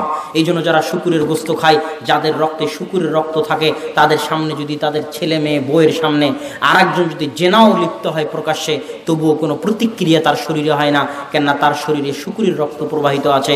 সে এখন দায়ুস হয়ে গেছে, তার মধ্যে আত্মমর্যাদা নাই, আত্মসম্মান নাই। আর যে মোহরানা দিয়ে বিয়ে করেছে, যার রক্তে শূকরের রক্ত নাই, যার রক্ত পুজ হয়ে যায়নি, যে এখনো মনে করে সে মুসলমান আর মোহরানা দিয়ে বিয়ে করেছে, নিজের বউকে নিজে খাওয়ায়, নিজের মেয়েকে নিজে খাওয়ায়, তার বউ তার মেয়ে যদি পর্দা না করে আর এটা যদি তাকে একটুকু সহ্য না হয়, একটুকু কষ্ট না হয়, তাহলে সে এখনো আদর্শবান আত্মমর্যাদা সম্পূর্ণ পুরুষ হতে পারেনি। এই জন্য বাড়িতে পর্দার হেফাজত করতে হবে। কেননা রাসূল সাল্লাল্লাহু আলাইহি সাল্লাম বলেছেন, লা ইয়াদখুলুল জান্নাতা দায়ুস জান্নাতে প্রবেশ করবে না। যে বাড়িতে পর্দা রক্ষা করতে পারে না সে জান্নাতে প্রবেশ করবে না। যে বাড়িতে পর্দা রক্ষা করতে পারে না সে জান্নাতে প্রবেশ করবে না। এবার তারপরের কাজ কি হবে? বিবাহ শাদী দিয়ে দিয়েছেন, বিবাহ শাদীর পর বাড়িতে দুই ভাই মিলে থাকে। এখন পরিবার কোনটা পরিবার? আপনার পরিবার আপনার ভাইয়ের পরিবার নয়, ভাইয়ের পরিবার আলাদা, আর এক ভাইয়ের পরিবার আলাদা। আপনি, আপনার স্ত্রী, আপনার ছেলে মেয়ে এবং আপনার বাপ মা এক পরিবার। দুই ভাই মিলে কোনোদিন এক পরিবার নয়। এই জন্য দুই ভাই একসাথে থাকার যে চিন্তা, এই চিন্তা ইসলাম সমর্থন করে না। বিবাহের পর সবাই আলাদা আলাদা, এটাই ইসলাম সমর্থন করে। সবার পরিবার আলাদা, এটাই ইসলাম সমর্থন করে। এবার যখন বাপ মা বৃদ্ধ হয়ে গেল, তখন বাপ মায়ের খেদমতের দায়িত্ব পালন করতে হবে ওই সন্তানকে। এটাও আদর্শ পরিবারের বৈশিষ্ট্য, একটি ইসলামী পরিবারের বৈশিষ্ট্য। কেননা পিতামাতাই আপনার জান্নাত, পিতামাতাই আপনার জাহান্নাম। পিতামাতা যদি দোয়া করে দিয়ে যায়, সন্তুষ্ট থেকে যায়, আপনি তো বাঁচবেন, আপনার 14 পুরুষ বাঁচবে পরবর্তী, আপনার পরবর্তী 14 পুরুষ পিতামাতার দোয়ায় বাঁচবে। দলিল ছাড়া তো আমরা কথা বলি না, দলিল তো দিতে হবে। তো খিজির আলাইহিস সালাতু ওয়াস সালাম আর মুসা আলাইহিস সালামের কাহিনী। মুসা আলাইহিস সালাম বলছে আমি সবচেয়ে জ্ঞানী। আল্লাহ বলছে না, দুনিয়াতে আমার আরেকজন জ্ঞানী মানুষ আছে, তার নাম খিজির, তার কাছে যাও, জ্ঞান শিখো। মুসা আলাইহিস সালাম খিজিরের সাথে সফর করলেন।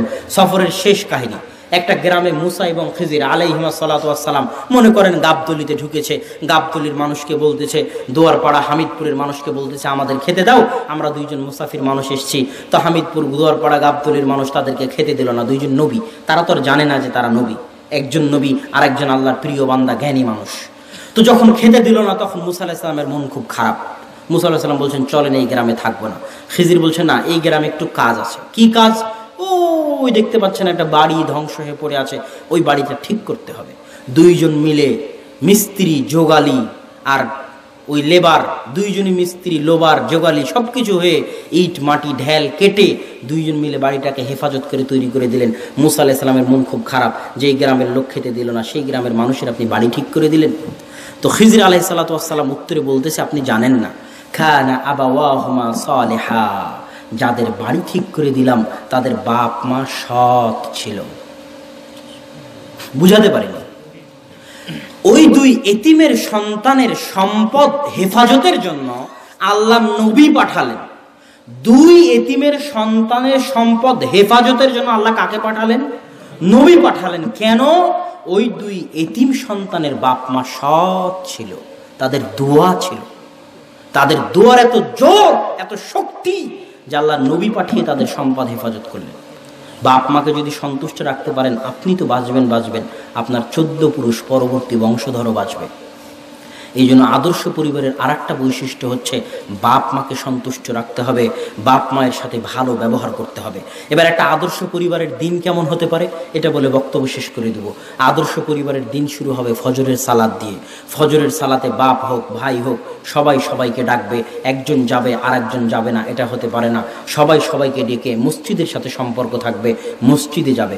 ফজরের সালাতের পরে ঘুমানো যাবে না, ফজরের সালাতের পরে ঘুমালে বরকত উঠে যায়, রুজিতে বরকত থাকে না। আল্লাহ রাসূল বলছেন, ইন্নাল্লাহা জাআলা লিহাদিহিল উম্মাতা আল বারাকাতা ফি বুকুরিহা, আল্লাহ আমার উম্মতের জন্য বরকত রেখেছেন ফজরে। ফজরের সালাতের পর যেই ঘুমাক, আপনি রিকশাওয়ালা হন, ভ্যান চালক হন, শিক্ষক হন, ব্যবসায়ী হন, দোকানদার হন, ফজরের সালাতের পরে যদি ঘুমান আপনার রুজিতে বরকত উঠে যাবে। ইবনুল কাইয়িম রাহিমাহুল্লাহ বলতেছে এমনকি আমরা সালাফদেরকে দেখেছি, আলেম ওলামাদেরকে দেখেছি, তারা যদি দূর দূরান্ত থেকে সফরে আসতেন, দূর দূরান্ত থেকে সফরে এসে কঠিন কাজ করে ক্লান্ত হয়ে যেতেন, তবুও তারা ফজরের পরে ঘুমাতেন না। কি করতেন? অপেক্ষা করতেন সূর্য ওঠা পর্যন্ত। সূর্য ওঠার পরে তারা ঘুমাতে পারে, যত কষ্টই হোক। কেন? সূর্য ওঠা পর্যন্ত আল্লাহর বরকত অবতীর্ণ হতে থাকে পৃথিবীতে। আর যদি আপনি ঘুমিয়ে যান, এই বরকত থেকে আপনি বঞ্চিত হবেন, রুজি রুটিতে বরকত কমে যাবে। এই জন্য আদর্শ পরিবারের বৈশিষ্ট্য হচ্ছে ফজরের পরে ঘুমাতে পাবেন না। ফজরের পরে কি হবে? কোরআন তেলাওয়াত হবে বাড়িতে। যে বাড়িতে কোরআন তেলাওয়াত হয় না ওই বাড়ি কবর। যে বাড়িতে কোরআন তেলাওয়াত হয় না ওই বাড়ি কবর। যে বাড়িতে কোরআন তেলাওয়াত হয় না ওই বাড়ি কবর। যে বাড়িতে কোরআন তেলাওয়াত হয় না ওই বাড়িতে কবর। কোরআন আল্লাহর কালাম, যেখানে কোরআন পড়া হবে সেখানে বরকত হবে, যেখানে কোরআন পড়া হবে সেখানে বরকত হবে। কোরআন আল্লাহর কালাম, যেখানে কোরআন পড়া হবে সেখানে বরকত হবে। আদর্শ পরিবার ওঠেই যেখানে ফজরের পরে সবাই কোরআন পড়তে পারে, পড়া জানে, ওই বাড়িতে আল্লাহর পক্ষ থেকে বরকত অবতীর্ণ হবে। সকাল শুরু হতে হবে কোরআন দিয়ে, দিন শেষ হতে হবে কোরআন দিয়ে। আপনি যদি দোকানদারও হন তো দোকান খুলে আগে কোরআন তেলাওয়াত করবেন, আপনার দোকানে বরকত হবে। দিনও শেষ করবেন আল্লাহর কালাম দিয়ে, আপনার জীবনে বরকত হবে, আপনার বাড়িতে বরকত হবে, আপনার সংসারে বরকত হবে। আদর্শ পরিবারের আরও কিছু গুরুত্বপূর্ণ বৈশিষ্ট্য, মেহমানদারির অভ্যাস থাকতে হবে, মানুষকে দেওয়ার অভ্যাস থাকতে হবে। যেটা আপনি দিবেন ওটা আপনি দিয়েন না, এটা আমার পরামর্শ। যেটা আপনি দিবেন ওটা আপনি দিয়েন না, আপনার ছোট্ট বাচ্চাকে দিয়ে দেওয়ান। একটা ফকিরকে একটা ভিক্ষা দিতে হবে, আপনি দিয়েন না। বাড়ির ছোট্ট ছেলেকে ডাকেন, আব্দুল্লাহ ফকিরকে ভিক্ষাটা দাও তো বাবা, যাতে সে দেওয়া শিখে। কথা বুঝেননি? যাতে সে দেওয়া শিখে। কোনো সময় কাউকে ফিরিয়ে দিবেন না, সে মুখাপেক্ষী হোক আর না হোক, সে চোর হোক, ধোঁকাবাজ হোক, তাতে যায় আসে না। দলিল বুখারীর হাদিস। বুখারীর হাদিসে আল্লাহ 3 জন বনি ইসরাইলের লোককে পরীক্ষা করার জন্য ফেরেশতা পাঠিয়েছিলেন। হাদিস জানেন তো, সবার জানা আছে না? তো ওই ফেরেশতা কি আসলেই ফকির ছিল? মিথ্যা, ফকির ছিল না তো। ওই ফেরেশতা কি আসলেই গরিব ছিল? ছিল না তো। ওই ফেরেশতা অভিনয় করে এসে বলতেছে আমি গরিব, আমি মুসাফির, আমার টাকা হারিয়ে গেছে, আমাকে কিছু দেন। কথা বুঝতে পারেননি? তো তখন দেওয়াটা পরীক্ষা না পরীক্ষা নয়? পরীক্ষা। তা আপনি কেন এটা ভাবতে যান যে ফকির সামনে এসেছে সে মিথ্যুক না ধোঁকাবাজ? এটা পরীক্ষা। সে ফকির তার পরীক্ষা আল্লাহর কাছে দিবে মৃত্যু হলে, আপনি আপনার পরীক্ষা দিয়ে পাশ করেন। মিথ্যুক হোক, ধোঁকাবাজ হোক, সামনে এসেছে দিয়ে দিবেন, কোনো সময় মানুষকে না করবেন না। আদর্শ পরিবারের বৈশিষ্ট্য হচ্ছে মানুষকে দেওয়ার অভ্যাস থাকতে হবে বাড়িতে, ফকিরকে দেওয়ার অভ্যাস থাকতে হবে বাড়িতে। মাফ করেন এই কথা বাড়িতে বন্ধ করে দিতে হবে, মেহমানদারি করার অভ্যাস থাকতে হবে ইত্যাদি। অপচয় করা যাবে না, অপচয় থেকে বেঁচে থাকতে হবে। আল্লাহ সুবহানাহু ওয়া তাআলা আমাদেরকে একটি আদর্শ পরিবার গড়ে তোলার তৌফিক দান করুক, আল্লাহুম্মা আমিন। আজকের স্টেজের পাশে আপনারা আমার লেখা মিন্নাতুল বারী, আমরা হাদিস মানতে বাধ্য, এই বই দুটি এবং মাসিক আল ইতিসাম, মাসিক আল ইতিসাম মাত্র 20 টাকা বা 25 টাকা মূল্য। মাসিক আল ইতিসাম কিছুই যদি না পারেন, মিন্নাতুল বারী আমরা হাদিস মানতে বাধ্য কিছু যদি না নিয়ে যেতে পারেন তো কমসে কম মাসিক আল ইতিসাম নিয়ে যাবেন। আর জরুরি ঘোষণা, আগামী 13-14 ফেব্রুয়ারি আল জামিয়া সালাফিয়া ডাঙ্গিপাড়া রাজশাহীতে বিশাল সম্মেলন। সমগ্র গাবতলীবাসীকে আপনাদের জামাই হিসেবে দাওয়াত দিয়ে গেলাম, অবশ্যই আসবেন ইনশাআল্লাহ। কোন মাদ্রাসা? এই যে আল মারকাজুত তাকওয়া মহিলা মাদ্রাসা, যে মাদ্রাসার আয়োজনে আজকের প্রোগ্রাম, সেই মাদ্রাসায় আপনাদের সহযোগিতা, আপনাদের সন্তানদের ভর্তি, আপনাদের উপস্থিতি সবকিছু আমিও কামনা করতেছি। আল্লাহ আপনাদের জন্য সহজ করুক, আল্লাহুম্মা আমিন।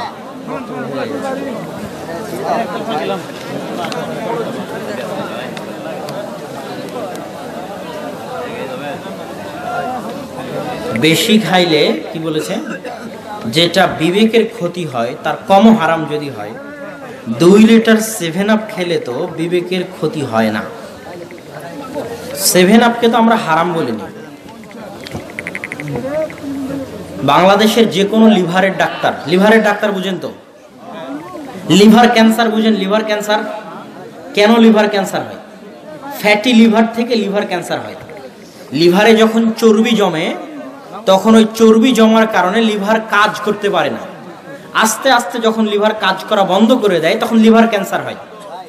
যে কোনো লিভারের ডাক্তারকে জিজ্ঞেস করতে পারেন, লিভার ক্যান্সার হওয়ার সারা পৃথিবীতে 50% কারণ হচ্ছে 7 আপ, আরসি, পেপসি, কোকোকোলা খাওয়ার অভ্যাস। তো যদি আপনি আরসি, পেপসি, কোকোকোলা খান, লিভার ক্যান্সারের জন্য প্রস্তুত থাকুন। বাকি আল্লাহ আপনার সাথে কি করবেন সেটা জানি না, তবে আমরা হারাম বলিনি, কেননা সেভাবে অ্যালকোহল ইত্যাদির প্রমাণ আছে কিনা আল্লাহু আলাম।